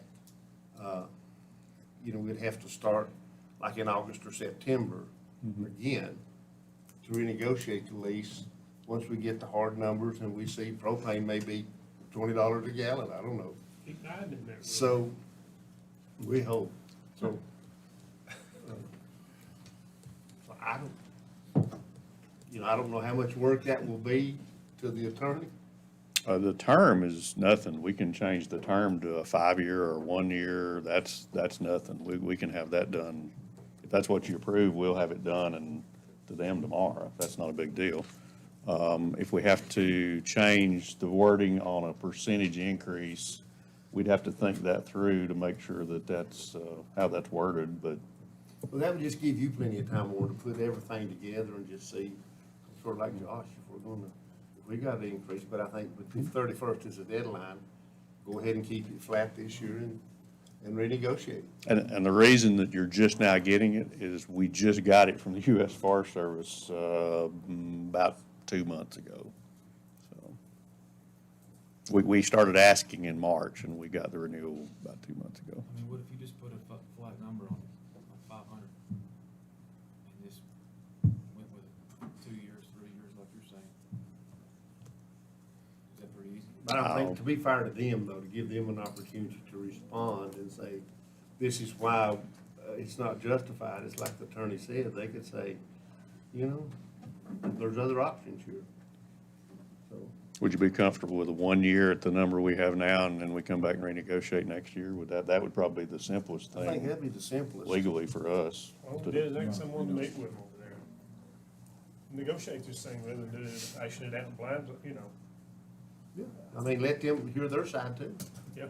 Or, obviously, Who- I can have a representative from them here at the next meeting if you want to. I just do 1 year, that'll give plenty of time for you to get to see, and we can see projected costs on a lot of things maybe. And if it is fair, we may not change it, Okay. or we may. Gosh, as a business owner, that'd You be may have like to a hang dream around. to lock down 10 years at the same real rate. Wow. You have to stick around and see this thing closing out. No. I may not do the 10-year one either, Paul, so. How long you got anymore?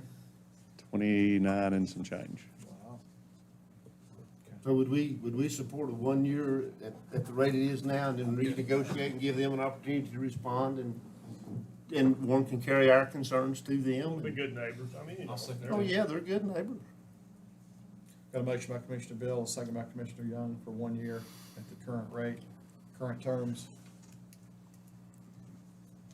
Any further comment? So all in favor, signify by saying aye. Aye. And I actually need a second one on Blue Ridge On Blue Ridge. Broadcasting separately for the resolution. I saw it's a nonprofit. Right, that's Still, different. It's 3,000 as well. Yes. 3,000. 3,000, yes. Yeah, we get a motion for that. Motion by Commissioner Young, second by Commissioner Shields, all in favor? Aye. Thank you. Warren. Thank you, Warren. Was that second one for a 1-year term as well? No. It was for the full, I thought it was for 1 year as well. Oh, I thought it was for the. Same, 1 year. Ridge was 1 year. Oh, it's just 1 year, I thought it was Let's 5. correct that, so. it's I 1 just year want to too. make sure. So Sutton Motion was versus 1 10. year. Motion's for 1 year by Commissioner Young, is that a second? Yeah. Yeah, Well, second by Commissioner. Gary Bill. actually seconded. Oh, I'm sorry, Commissioner Shields, you good with that second? Okay, all in favor? Aye. Okay, thank you. Very good. All right, whew, I get two in a row. Let's soapbox. Joint resolution adopting and establishing the common boundary line between Jackson County and Macon County. Tax Administrator Abby Braswell. Sorry, guys. Yes. There. Good evening, Commissioners. I'm here tonight to report that the 8-year Macon County, Jackson County boundary line project has now been completed. 8 years. It's been 8 years. No, it's. And I know Who this started is, it? I know this was that you wanted to see the resolution for this, and it's now here. Let me bring up a slideshow and give you a short slideshow on some of the things that we have been working on with this. As you see in your agenda packet, it's a preliminary map, and it will not become official until you accept the resolution.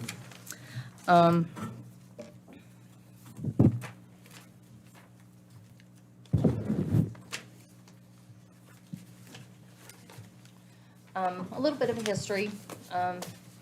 Macon-Jackson boundary line, it ran with the top of the ridge, and Macon County was formed in 1828 from Haywood County. So, and that was with the ridge, and I have paperwork if you'd like to see any of that. The deeds, the descriptions, but it's with the ridge. And the ridge has changed due to all the development that has happened over the many years. And so in the length of this, Jackson and Macon have had separate boundary lines, where they said it was and where we said it was. So in the past, Jackson and Macon have worked together to try to not make sure that the taxpayer wasn't double taxed. So if their total acreage was 10 acres and Jackson was taxing 6, then we were taxing 4. So that was kind of a word of mouth agreement between the previous tax administrators from the stories I've heard. And if you look at how they've done it before, there's been many surveys. There's not been a lot of surveys of the line, but when a survey came in that crossed the line, depending on what surveyor did it, they used what they thought the line was. And that can differ from surveyor to surveyor. So that's why there was a big difference in between the Jackson line and the Macon line. And there's always been a gap, or it's been crossed over and we're both taxing them. I've described it as a double helix in the past. Yes. Goes like this. Yes, exactly. There's a timeline of events. So in July of 9th of 2013, it was presented for a resolution to have the North Carolina Geodetic survey the boundary line so that this would stop being an issue. And it was approved unanimously.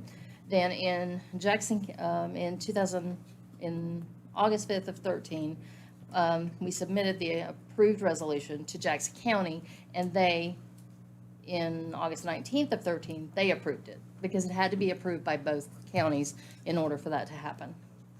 Then in 2014, their surveyor retired. So they didn't hire anybody until 2016. So in those years, they didn't do anything on the project. In 2017, the preliminary information was provided by Ronald Harding from the State Surveyor's Office, and the field work was to be completed by the North Carolina Geodetic Survey Group. In 2017, there was a general statute that was rewritten regarding the boundary if you have a disputed boundary line.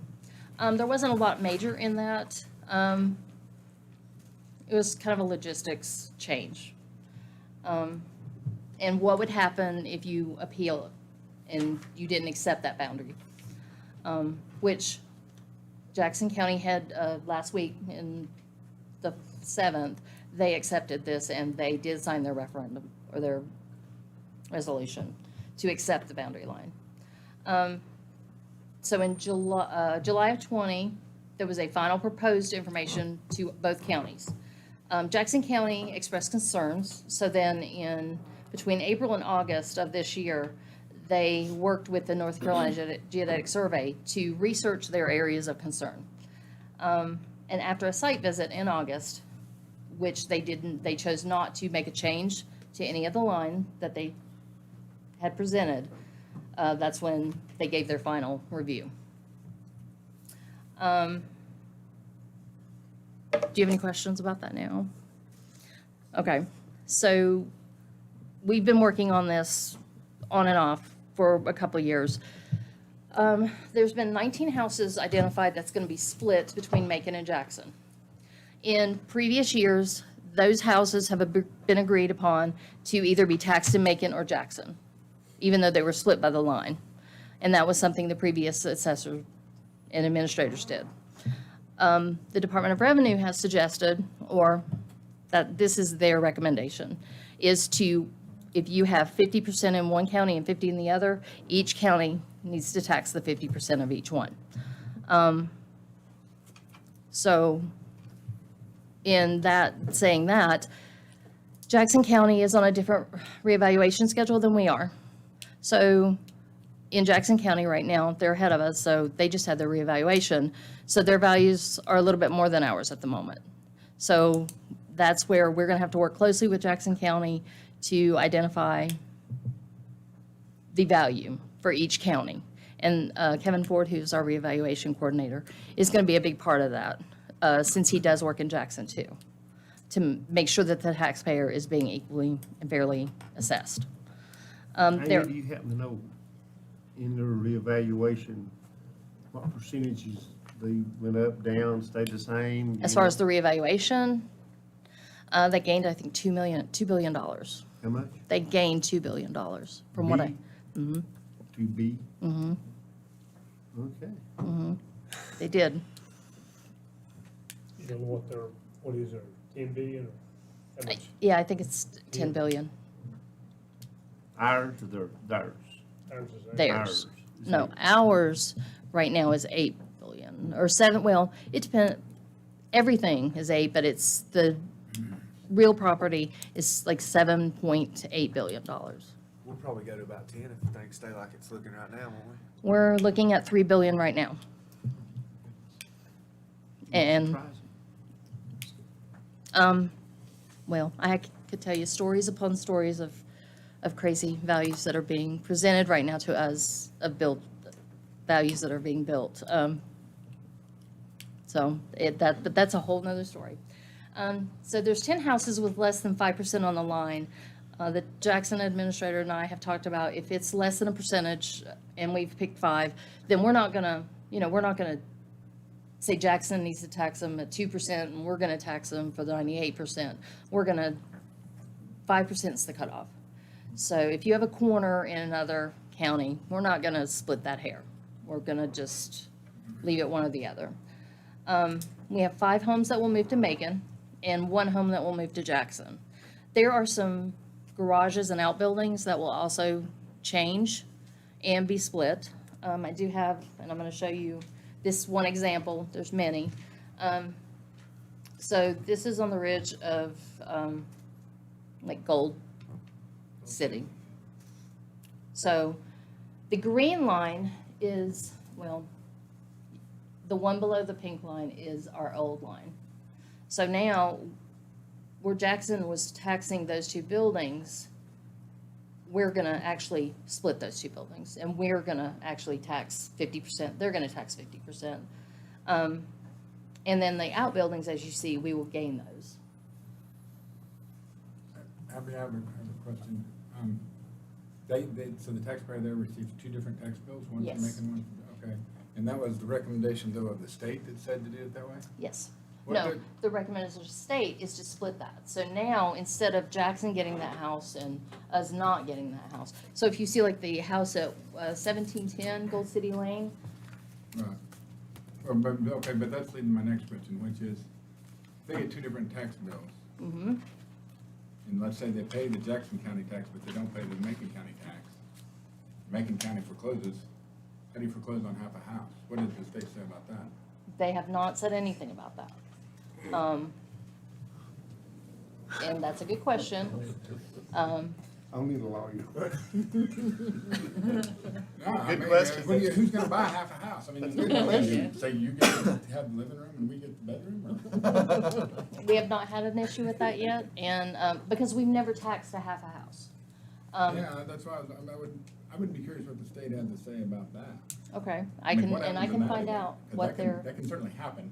A lot of times people are just like, well, I've always been in Jackson County, I've always paid Jackson County, I'm not paying the Macon County tax bill, and they're gonna say, they're gonna thumb their nose, in which case, you know, I'm gonna be charged with foreclosing on half a house.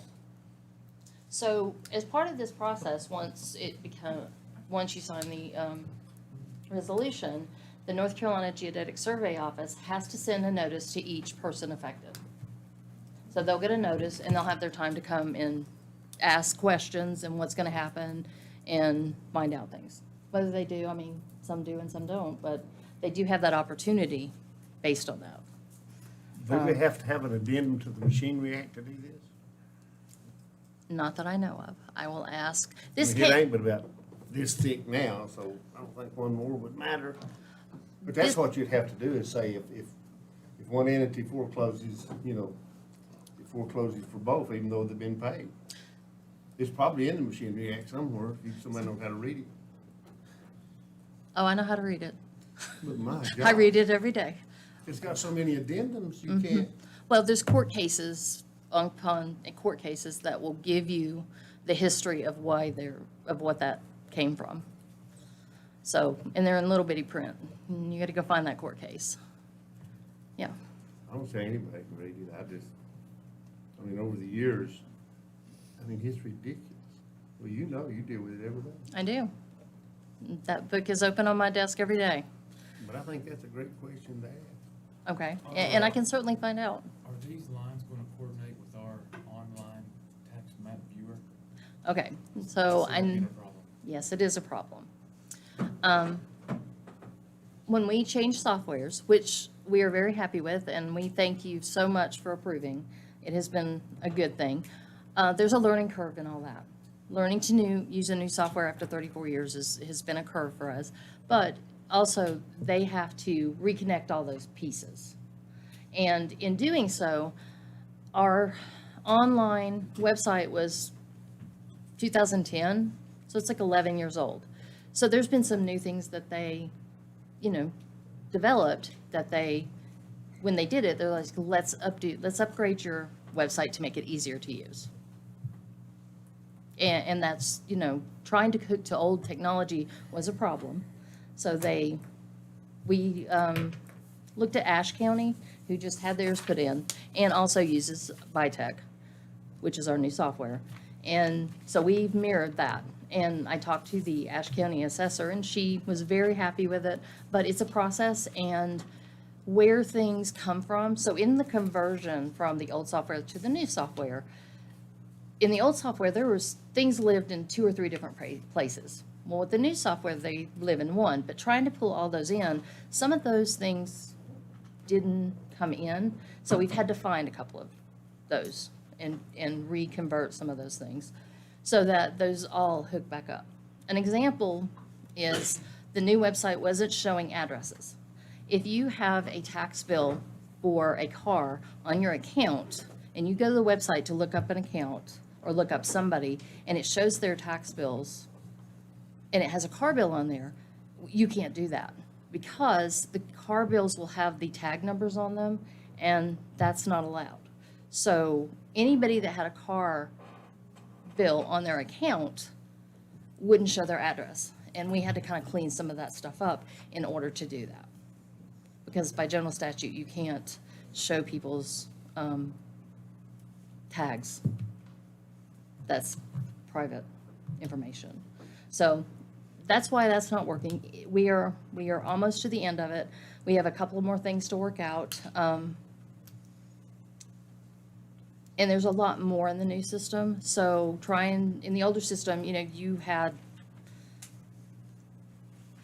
I can't even think of an example, but there wasn't a huge amount of information. It was a lot, but to pull that, it was easier. We have so much information in the new system that we can put in, it's hard to gather all that in one way. So they're working on it and it's almost done. But, yes, the new line will be in there. And so if you look at the purple lines at the top, so those are Jackson County lines. Like on that one, there was a gap in between that house. Our goal is to make sure that Jackson County line and Macon County line are the same line when you look at the map. That there's no gaps, there's no overlaps, and everything is taxed correctly and fairly to the taxpayer, so they're not getting overbilled or underbilled.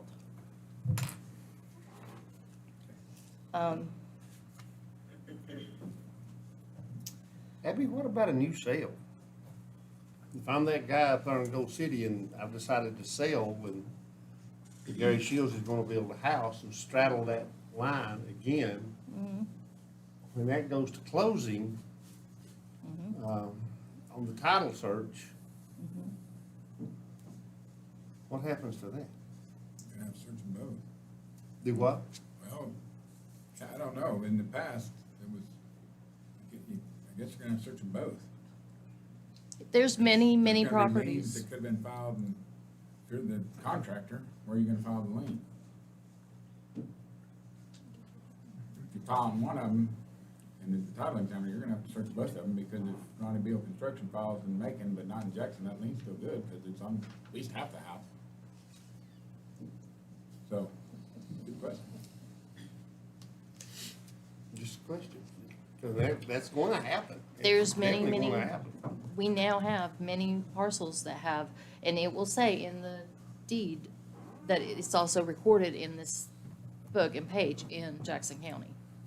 Because it is on both, it is in both counties. We do have people that will record a deed, even though it's in Macon County, says it's in Macon County, just to be cautionary, we've had them record a deed in Jackson County because they're afraid that they don't want it not to be legal, so they'll do that as well. We've had that happen. Just for precautionary purposes. Yes. Well, this gentleman here, he built in Jackson County. 1714, he built in Jackson County, completely in Jackson County. Now he finds out he's in Macon County. And he's gonna get notified by the North Carolina Geodetic Survey that that's what they've come up with.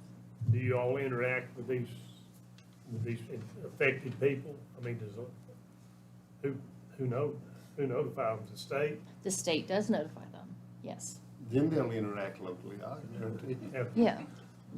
This guy, everything he owned was in Jackson County.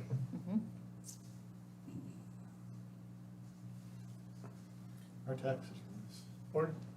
Thank you, Jimmy. I was more worried about that out on Bowery up there. Oh, yeah, and that one we're gonna lose, looks like.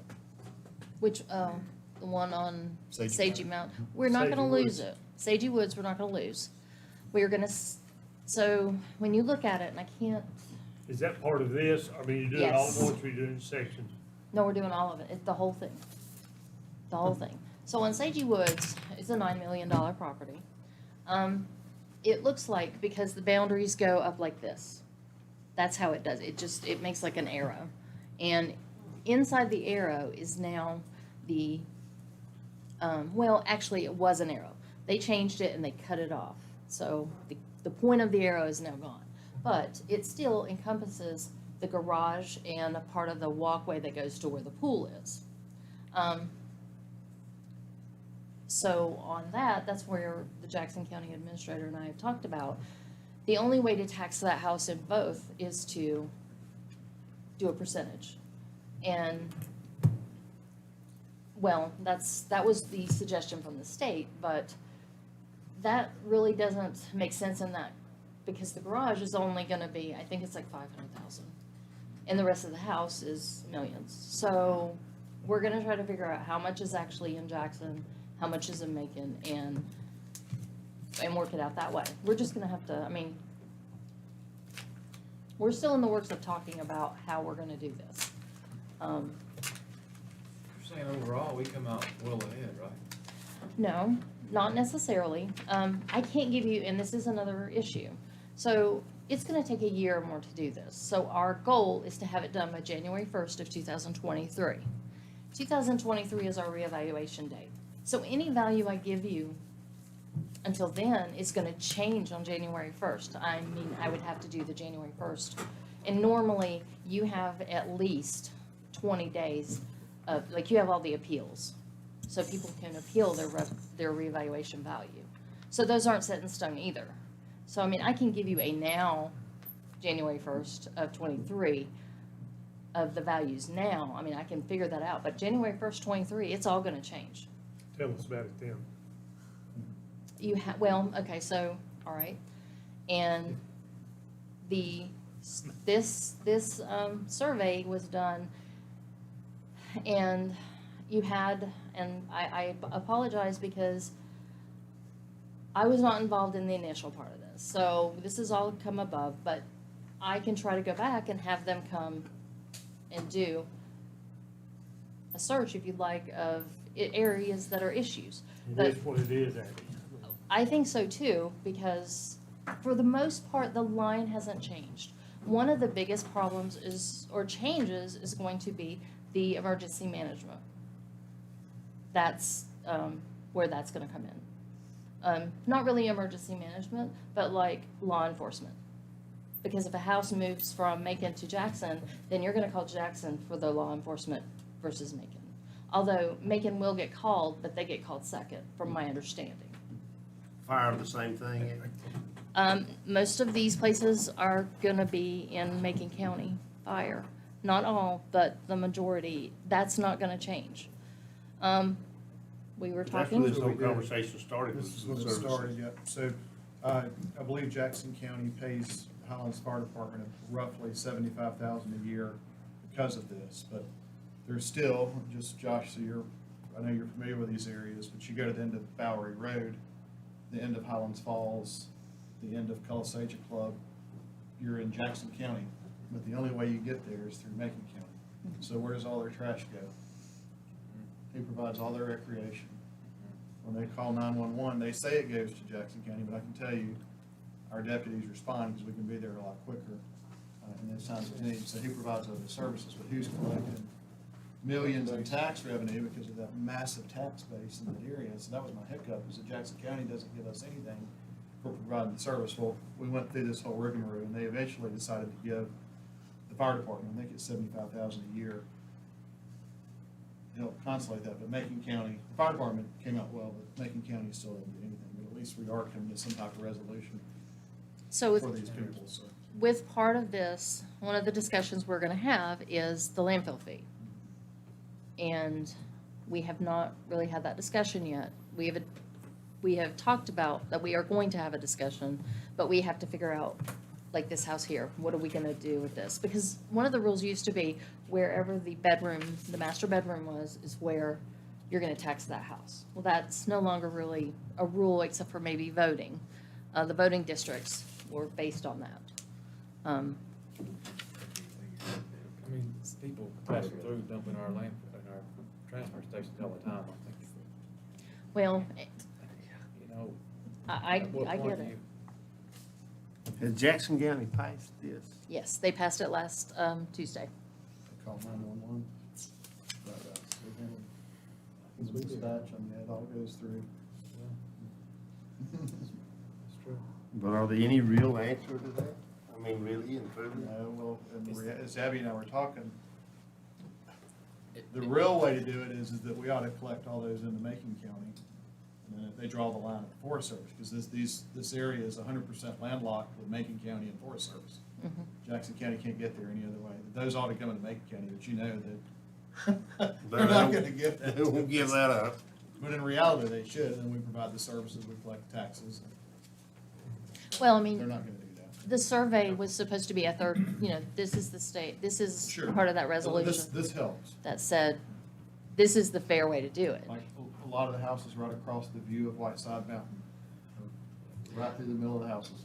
Well, Yard so, went through, we done a house. Some right of there. those there, I mean, Jackson County on this property might have 10 feet, 8 feet of property they don't get a tax bill for. they do now. But, yeah, it's, I mean, from Jackson County, and then the rest of it will come from us, or vice versa. Mm-hmm. The septic tank Silly. was Jackson County and the house was in Macon County.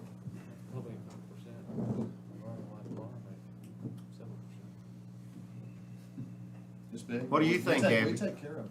You're the one that's Well- gonna have to battle this thing, so Well, are you happy with it? I understand why they did it. I understand that having a third party supposedly, and the way they went about it was, they went by the old surveys in the 1800s, by the ridge top, and the ridge top is no longer there. So what they did in 2019 is they took the LiDAR map and found the ridge top. And that's how they came up with, because there was another preliminary map in 2017 that they changed, because in 2019, they had the LiDAR map to show the ridge top. And the ridge top is no longer there, but the LiDAR map gives you a good idea of where it was. So they never actually took a transit survey? This wasn't boots on the ground survey? Yeah, No, they did. they did. So, sorry to interrupt, but they've got a series of monuments, but they did actually do some survey they've used LiDAR and actual surveys with transits. That's why it's took so long. And that's why we've got the preliminary maps, and y'all are welcome to look through the preliminary findings here in this document. So. Let me clarify my comments too. I'm completely 100% happy with this. I'm good with it. I understand it. Yeah, I'm sorry. Yeah, I'm good with it, but I think it'd be prudent, and maybe we send Jackson County out and ask them, if we're gonna provide the services, they ought to pay us for them. Has anybody asked about doing an Give them something to laugh at. Have we ever done that? Didn't we do that, We Jim? did that. Well, We did that. we did for the fire departments, yes, but we never did from our level, because when we started this. We had it figured When out. we started for- this with Jack Horton, he goes, you can't ask him for something, we don't know where the property line is, so Yeah. now it's finally done, so maybe we do. We never sent them nothing, Chris? Yeah, about- we did. When we Did we did send this, them a we letter? sent them not only for the fire, but we sent them, Corrected. we sent them paperwork on the, or to get the reimbursement for the landfill fees. We Right. figured up Warren Yeah. had a dollar figure Yeah, on we did his do that. I remember now. EMS stuff. That's It was correct. like in 2015. I don't know if they ever cut us a check, but I do. No, they didn't went cut through us a the check. process. Thank you. I think you got something, we get a motion to approve. You support it, Mr. Chairman? I do. You started this. I don't know whether to prove it or not. I feel like, I mean, I see what you're saying. That makes a lot of sense. What about with the caveat that we have our attorney Well, craft another letter? I'm sorry, I shouldn't be speaking, but, I mean, I think the property line, seems to me that the property line issue, this is fine. You have issues outside of that. Outside of it, regarding yeah, that's exactly what I'm saying. That needn't impact what you're doing Yeah, right that's now. exactly. Well, didn't have an attorney issue, we instruct our attorney to craft a letter to Brian and say, cut us a check. I mean, that could be he'll end up in court where it'll be. Yeah. If Well, we I think did those are that, issues like, that Abby's gonna have to resolve as far as the other stuff, the landfill stuff, but as far as that other, somebody's gonna have to do a study as to what roads go where and how much money is being used for those. It's That's dated, gonna but we be got a all whole nother that. study that'd have to be done. We got all that. Before I draft a letter. Let's attack this one first. We'll get a motion to approve the new boundary. At least it's something we can So- both agree on, maybe. The minutes will get recorded, they'll go to the North Carolina Genetic Survey, they will send out the letter, then that's right, then we'll start really actually mapping, because we have to pull surveys, we have to pull all the deeds, we have to pull the maps. Some of the places that I found, I couldn't find a deed for, and we were actually taxing based on a calculated acreage, and nobody has ever, usually you do that to elicit a response from the taxpayer, and they've never done that. So the one area that I did is like, well, they must have inherited it, or like, if they ever try to sell it, I don't know how they're gonna get a title search, because I can't find a deed for it. I don't see anything referencing that property. So, those are kind of issues that we're gonna have to go against and find, you could have slivers off of Jackson County, and that's another thing that we have talked about of not doing that. Because that's just silly to have .01 in there. So there's a lot to be done, but after that happens, then we'll have it mapped, and hopefully the changes will go in 23. And I will find those answers for you, and I can give you an update during the process. I think the question was kind of like Sutton Broadcasting. At what point are we gonna be underwater trying to collect, you know? I mean, it's, you know, it's gonna be tough, because they're gonna, if I was in Jackson County, and if this board was sitting in Jackson County, we're gonna say, no, sir. Absolutely. Yeah, we've agreed, you know, on the property boundaries, and they are where they are.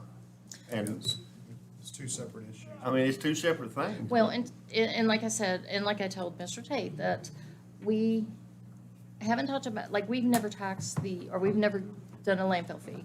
But now that we actually are gonna be taking a building, because every building in Macon County gets a landfill fee, unless you're exempt or there's a couple of different reasons.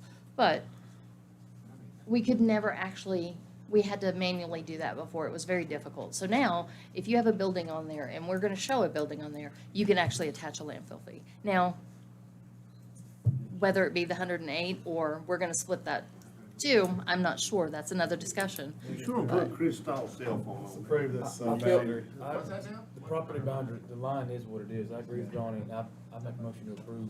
A motion by Commissioner Young, I'll second that. second by Commissioner Bill, all in favor? Aye. Thank you. Thank you, Abby. You have another one, consideration of refund of taxes, item 15C. Yes. Wes, thanks too. I think he's Yes, going sir. on that. They registered their boat in Macon County, and it actually is sitused in Craven County. So we're asking to release those taxes. He paid them,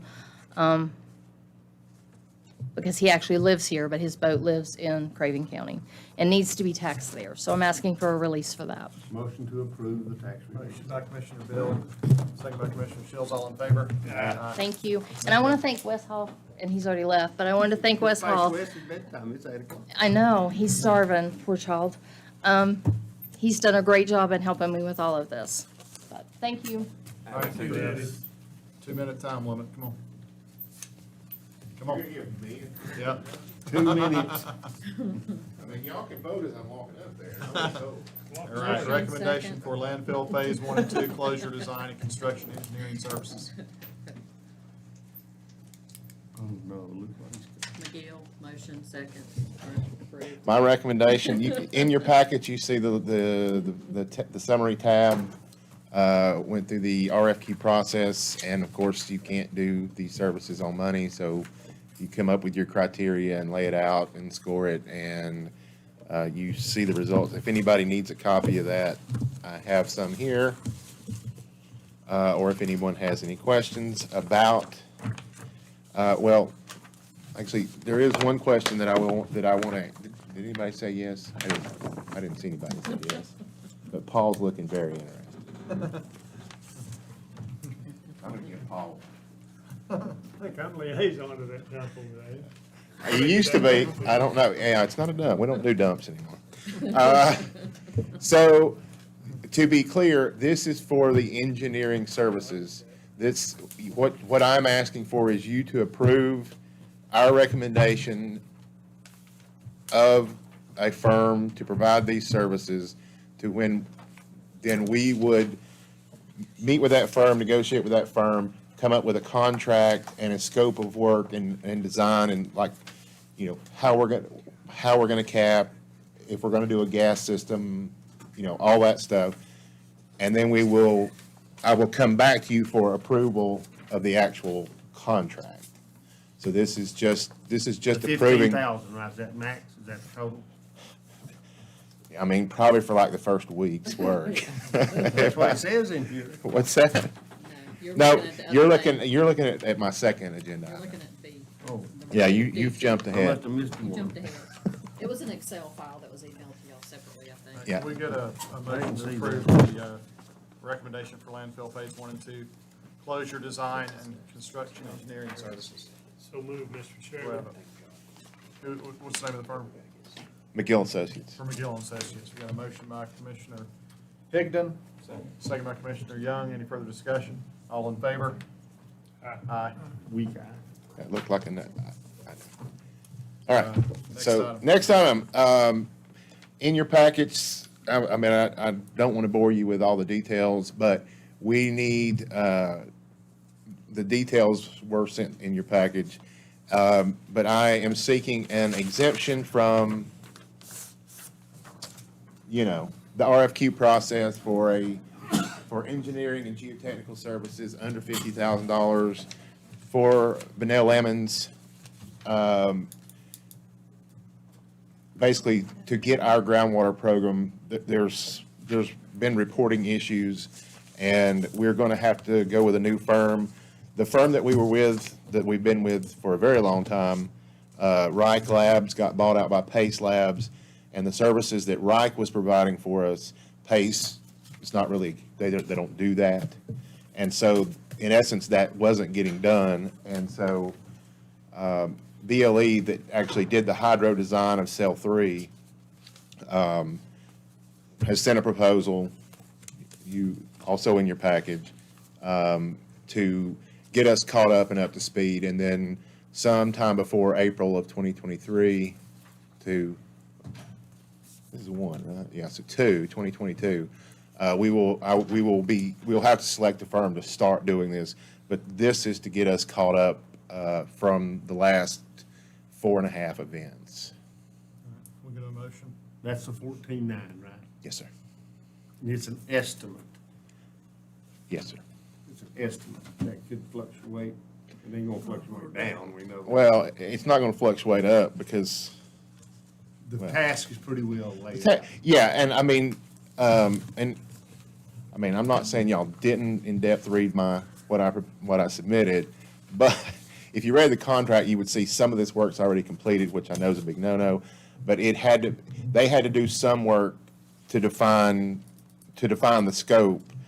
What do we have, what do we not have? So, they should have a really good handle on what it is that needs to be done. The only wild card is some data from Pace Labs that should exist at Pace Labs, but we actually have to get that. They are trying to get that to BLE. You good, Paul? Yes, motion approved. Second. Motion by Commissioner Higgins, second by Commissioner Bill, all in favor? Aye. Thank you, Chris. Chris, Just that was a 5 side- minutes. For the record, I was up here less than anyone else. For the record, y'all passed a resolution exempting engineering services. Oh, you want that resolution? Didn't you prepare it? I did. Okay. At least give one to the clerk. So we'll have it on file.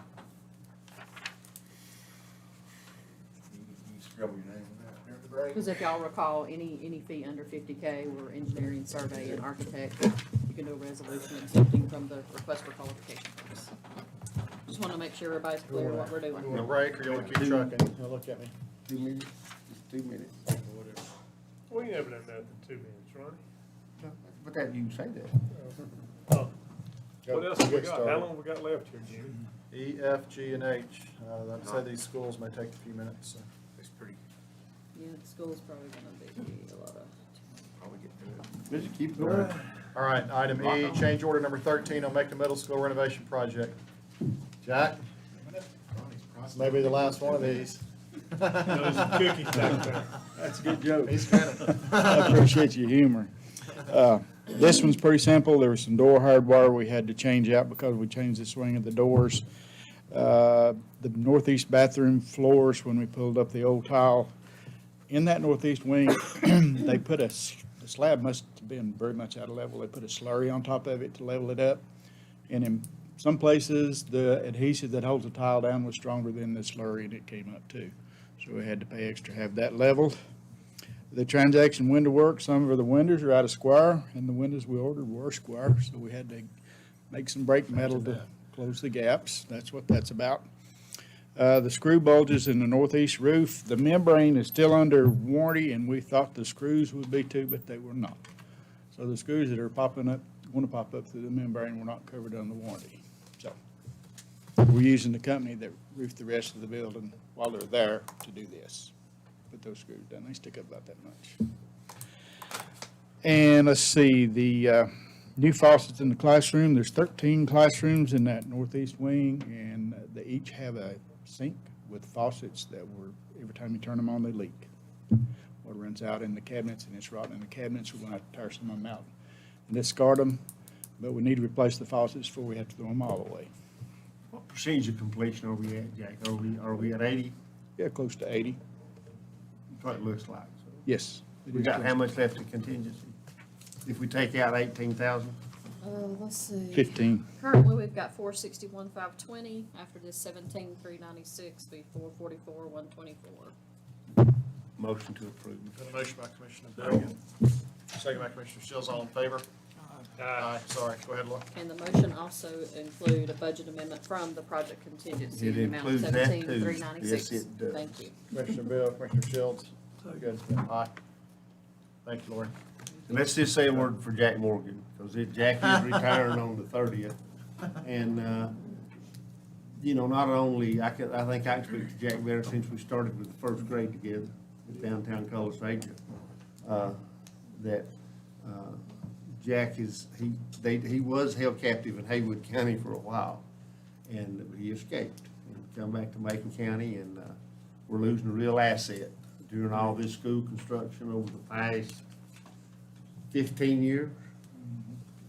Jack's been the front man and done an excellent job, and Jack, on behalf of a lot of us that's worked with you for years and years and known you for over 60 years, we appreciate not only your friendship, but your dedication to this county and the money that you've saved this county. And that's not frothy talk either. We appreciate you. Appreciate you, Jack. Thank you, Jack. Wow.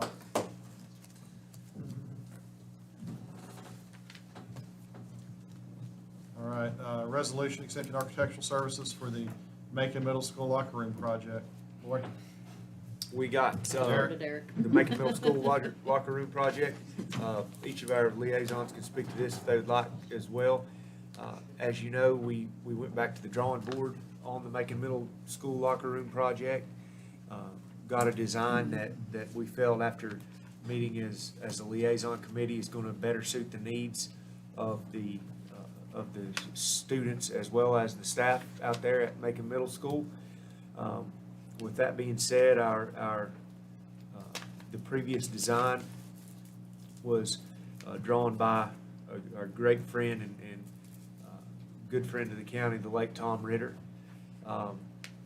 This new design for the locker room is going to be a pre-engineered metal building. It is going to require new design services to get that building where we need it to be able to accommodate the locker room out there.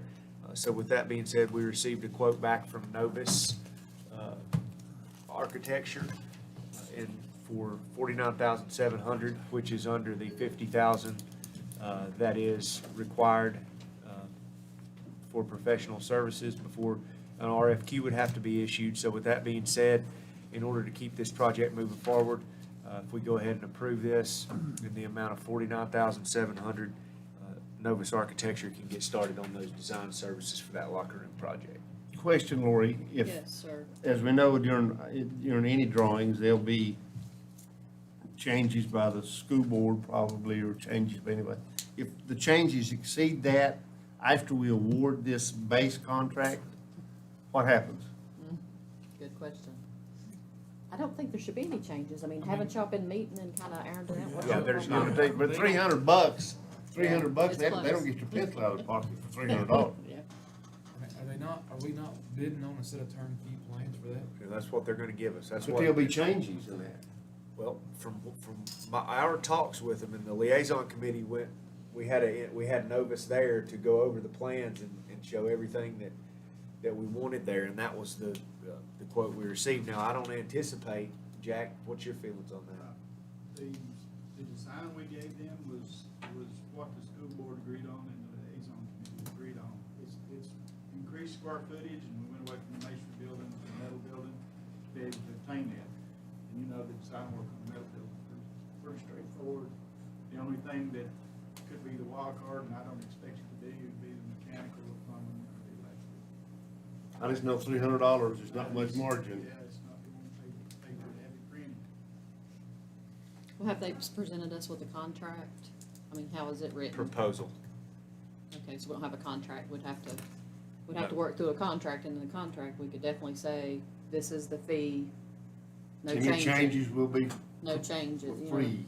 Yeah, But I mean, you, That'll get their because there's some attention. architect contracts written where you say this is a percentage of the estimated cost. That's right. And if the cost goes up, your price goes up. If the cost goes down, your price goes down. So I guess this particular contract would have to be written to say the price is $49.7, no more, no less.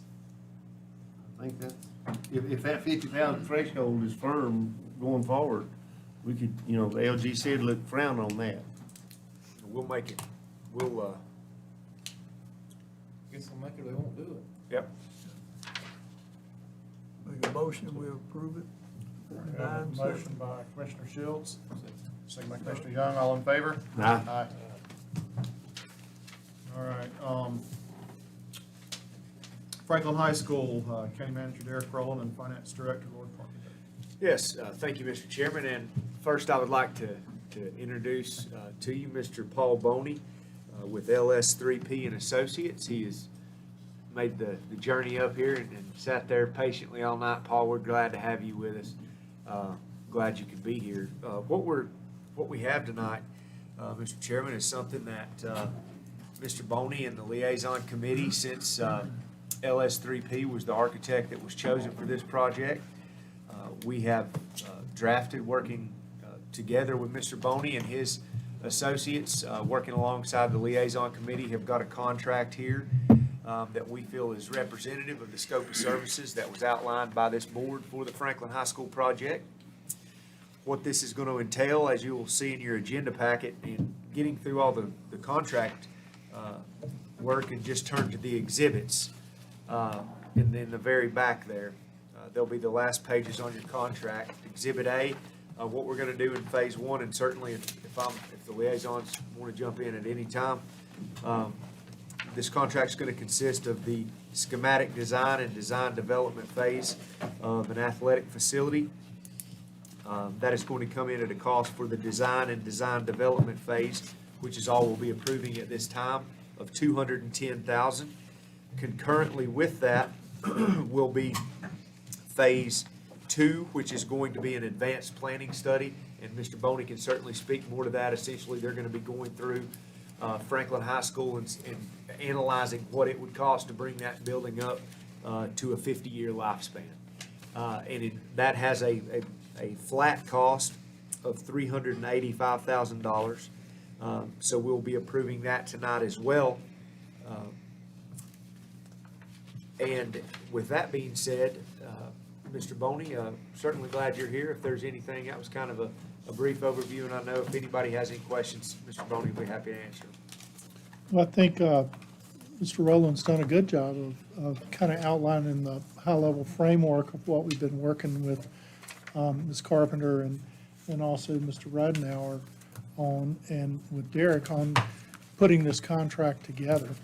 And so I'm happy to answer any questions. I can go over that framework with you now, or in the interest of time, you can ask me any questions you'd like. I feel like, let me step in right here. So what we're talking about, there's several phases. Yep. Phase one is the athletic facility, pretty much from the road, To dividing the high school and below. Correct. And that's phase one, and meanwhile, simultaneous while you're doing that, you're gonna go through the schools in every building, every structure, every facility to bring them up to ADA compliance in a 50-year lifespan. Correct. That's kinda gonna And address the issues we're having now with the Well, school board and the ADA. And we're going to study putting a new building on that site and studying, you know, what that would take so that we're comparing apples to apples here. Because the renovation that we envision to that campus, in order to bring it up to today's standards, is not putting carpet and paint on the wall. It is going through each building, studying the structural integrity of that building, the mechanical system, the electrical system, the technology available, and most importantly, the safety of the students. And the number of doors that you have to watch, and all of that we're going to tell you, and also the ADA, because as you know, there are a lot of ups and downs on that campus. And I think that is something really important that we need to study. And then we'll have the design of a new building to compare against what that is. And so it'll be the same number of square feet and that comparison. And you're right, the first phase of that is to take basically everything that goes from the road that kind of goes east-west and everything towards the down in the pit, I believe. Mr. Young, that's what. Drive to Warrior. Panther, yeah. And so everything in there is going to be redone. Now, what does that mean? That means a lot of grading work, because that area, as my understanding, has flooding issues, water issues, that type of thing. You have a main drainage feature coming down into that parking lot and then trying to get through the stadium area. And that's an issue that we've identified. And all of that's got to be redone. All of those little buildings up on the hill will all be consolidated into one field house and one, the other ones, there's some other programs that'll have to be either incorporated into the new building or put on the campus. We'll have to figure out where to put all that. So we're running those two simultaneously because the study really doesn't affect what you do with the stadium, to be honest with you. So that's kind of what we've anticipated.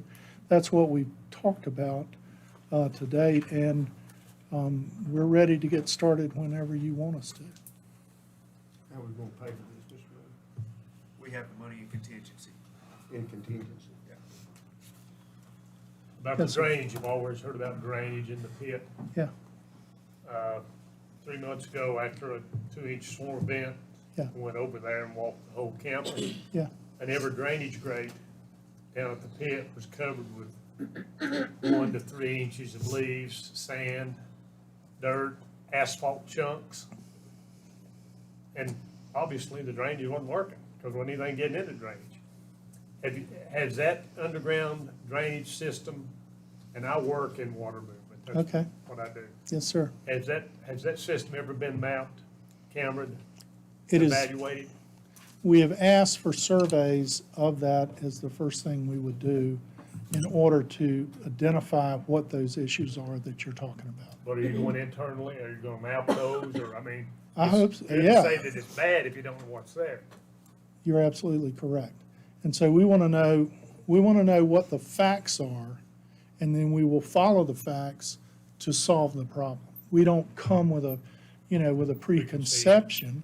We need to know where all that water's coming from, what's happening to it along the way, because there's sinkholes and other things that are happening in that parking lot, which tells you some things about the condition of the pipe.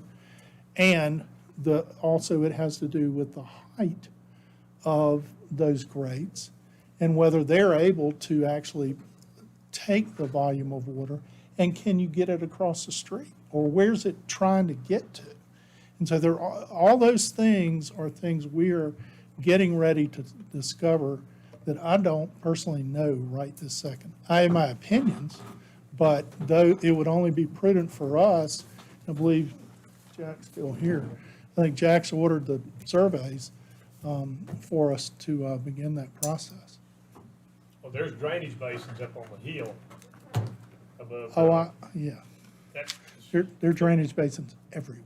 They're mowing grass. I mean, the grass has completely know. covered the grates up. I So know.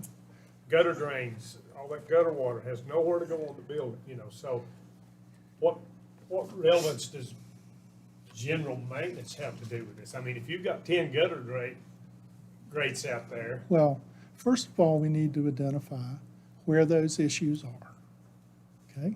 And then, once we do that, we will identify what the fix is for that, because that's what I'm talking about with this. We're not just gonna put carpet and paint on these buildings. Yeah. That's not fair to the future generations of students here, because, You know, it's just not. And we can provide a quality building that is really an economic development tool for this county.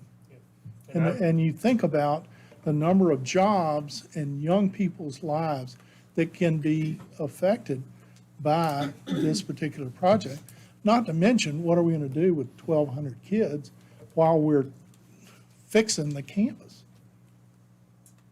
You know, I mean, that's a part of this as to where all those kids will go. So all of those things we are going to look at, and we'll come back with an answer. I don't have all the answers standing here, but I would like Ms. Carpenter to know that our fee ought to go up since Jack's leaving. She didn't tell me that when they were negotiating our contract. Mr. Boney, on this drainage, it's been a long-standing conversation, even with the DOT. We hear got you. water from the truck route for years and years. We looked at it many years ago. The DOT determined the only way you get rid of that drainage is you have to take it to the river. You got neighbors below you, the Franklin Press being one of them, that's always been prone to flooding. Then you have Shaw Hardwoods that's always been prone. Look what they did to control the water. Yes, sir. So, and because they end up taking it to the river. That's what they end up, that's the only way they could figure it out. So I think with the grading issues and the grading plans, which, that we did do a preliminary on those, as you know. And so, you know, I think Paul's right. It's gotta start from scratch somewhere. And it all starts behind the senior citizen center, which we own. That's Right. where it starts at. Right, So, and it comes right down there. right, and Lewis Penland put a pipe right down the middle of the football field, Yeah. for free, may I add. And, so George Barrett raised the money, and that's where all community effort. But keeping the drains open, I'm like Paul, there's no When excuse you for got that. weeds growing out of the gutters over there, that's not a good sign either. So I think we need, in whatever we do here, spending taxpayer money, we need to address a solid maintenance program on these expensive assets that the taxpayers are funding. I couldn't agree more, and Look what happened to Macon Middle, I mean, a lot of that was lack of maintenance, proper maintenance. I don't know. But we need to, that's something that needs to be addressed, is Yes, some- sir. Well, and I think we have some really good discussions in the joint committee, and you have everybody at the table that needs to be there to talk about it. Everybody is there. And so I think it's a great forum to have these kind of discussions and to be able to look forward. But our primary goal is right now is to complete these two studies. And also, we've got to do stormwater management on that entire site because, any property. well, any property, but This is unique. And to No. save you some work now, the DOT, which we can help you get those flood studies, they done a big time, because we complain so much about the water Yeah. coming off the truck route, what we call the truck route. I don't know the name of that, whatever that road is there. We've always been the truck route. So, so the DOT done a complete study, it hits together and dust like all the rest of the studies, but, well, we do know it, they said to take it, you know, to get rid of the water yes, sir. and not flood our neighbors out. Yep. So. So those are all- those are- Liaison committee, whatever they recommend. We get a motion to approve budget amendment number 106 for architectural services, architectural fees, survey fees, and engineering fees. I'll make that motion. Got a motion by Commissioner Young, second by Commissioner Shields, all in favor? Aye. All right, next item is resolution exempting surveying services. As Mr. Boney was alluding to, we also need to do surveys. That is not, a topographical survey is not included in the architect contract. So the proposal we received is going to be $30,000. That is below the threshold for going out for RFQ for surveying services. So with that being said, if we can approve that resolution exempting surveying services, we can get started with that. Sound like a good start. Got a motion by Commissioner Shields. Second by Commissioner Young, all in favor? Aye. All right, resolution exempting engineering services. Resolution exempting engineering services is for soil borings at the Franklin High School project. We received the quote back for, I think it was $25,000 to perform those services, which is below the threshold for RFQ. How many for borings was that? 14, And that's with cooked result, No. what's the result you get? It was 30, 30, excuse me, it was 30. 30, 30. 30 And borings. that's just pressure boring? That's just Yeah, but what do they do after they bore 14. it? They bore it and they send us a report They tell telling us. us, and what we're looking for is rock, groundwater, and soil bearing So capacity. it does include the testing Oh, of the yeah. cylinder? Oh, yeah. We get a motion to approve the resolution exemption engineering services. Make a motion. Motion by Commissioner Shields, second by Commissioner Young, all in favor? Aye. Aye. All right, consideration of contract with the LS3P Associates. Yes, Mr. Chairman, as I stated earlier, we've received a contract for the design development of everything from Panther Drive to Wyatt Street. That includes the design of the athletic facility. We've received for those services a quote of $210,000 on that portion. That is phase one. Phase two, as Mr. Boney has described to you, is going to be going through and evaluating all the facilities, as well as evaluating placing a new facility on the Franklin High School property. That is phase two. That is at a price of $385,000, and the contract includes a not to exceed amount of $10,000 for any reimbursables that might be incurred by the architecture firm. So that brings the total amount of the architect contract to $605,000. We have the money in our contingency right now for this fiscal year to be able to take care of all this. What would that leave us in contingency? About 340,000, 6 months to go. plenty. 95 is your regular contingency, and the other 245 is, you know, when y'all did the tax increase, you know, y'all kind of had the idea of use that towards Franklin High School. So we're using 660,000 of it, that budget amendment you approved earlier, towards Franklin High School. So you're left with about 245,000 there and about 95 of regular, Would you, but 340 would total. you recommend taking part of that from the fund balance and leaving part of it in for contingency in No. case something No. else, like No, Nantahala or I rec- National Guard Armory, or? I recommend, if the budget amendment's prepared to contingency, I recommend going that route. Then we take the other out of Yeah, fund we just balance. take the other out of fund balance, we have to, yeah. And like I said, we're still left with 340,000. So, Motion by Commissioner Young. Second by Commissioner Shields, all in favor? Aye. All right, thank you. Thank you so much. Safe travels, where are you headed? I don't know. Winston-Salem, I think tonight. I think tonight, Winston-Salem. But anyway, thank you all so much. Happy holidays and Merry Thank you. Christmas. Merry Christmas. Safe travels. Be careful. See you in January. Thank you. Update on the National Guard Armory renovations, Mr. Manager. Yes, we received 2 proposals for architectural services at the renovation of the National Guard Armory. Each of those proposals exceeded $50,000 for architecture services, which we'll now have to put that out for RFQ. That was just to give you all an update. While I'm thinking about it, kind of jumping back here, we got an addendum we have to approve on that Franklin High School project between the county and the town. Mr. Attorney, can you elaborate on that? The county and the school board. The county and the school board, excuse me. Right, so that's just to bring the school board into privity with the contract. County will deed that, right now that property is owned by the school board, so that the county is in charge of the money and is overseeing the project. That land will ultimately be deeded to the county, or back to the county. The county then will own the land, but statute says that the school board has to be a party to the contract for lands being built for the school. So ultimately, that land will come to the county, but the school board needs to be a privity into the contract for both the architect and in the event that the board goes ahead. Have they approved that? Yes, they have.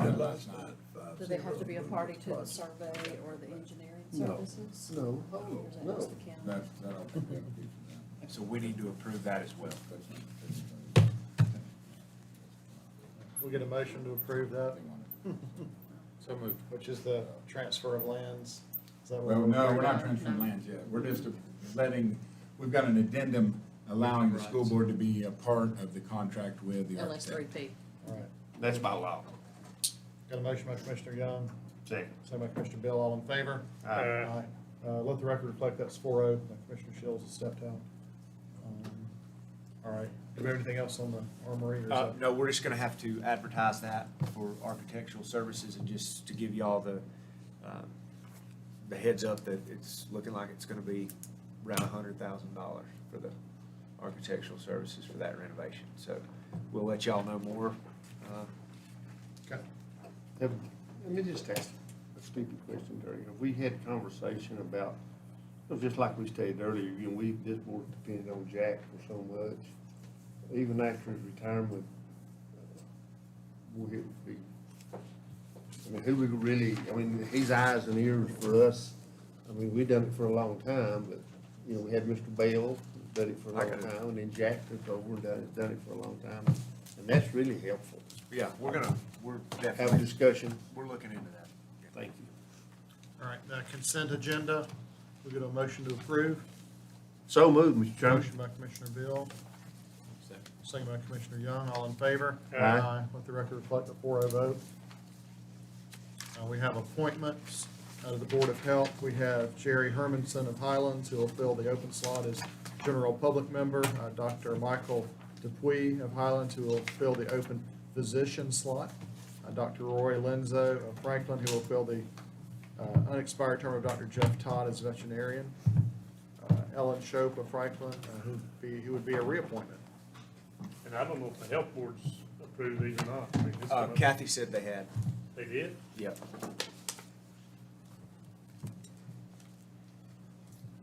That's you, baby. I've been considering it's health, I'm on the health board, and I didn't remember. But meanwhile, but Very based good. on, I'm good with the two people from Highlands, so, yeah. yeah, based on recommendation by the Board of Health, we pass this, approve it. I have a motion by Commissioner Higdon. Second by Commissioner Shields, all in favor? Aye. All right, I do think we have a closed session for reasoning. I know we have 143-318.11A3 to consult with the council, and then the other one was, Potential property acquisition. yeah. Motion to go into closed session. Motion by Commissioner For Bill, the statute as presented. second by Commissioner Shields, all in favor? Aye. Before you recycle that. Thank you, guys. Look at there. Go back. Good luck. It's on my pen. Whatever they want to do. Don't let that on my pen. Recycle.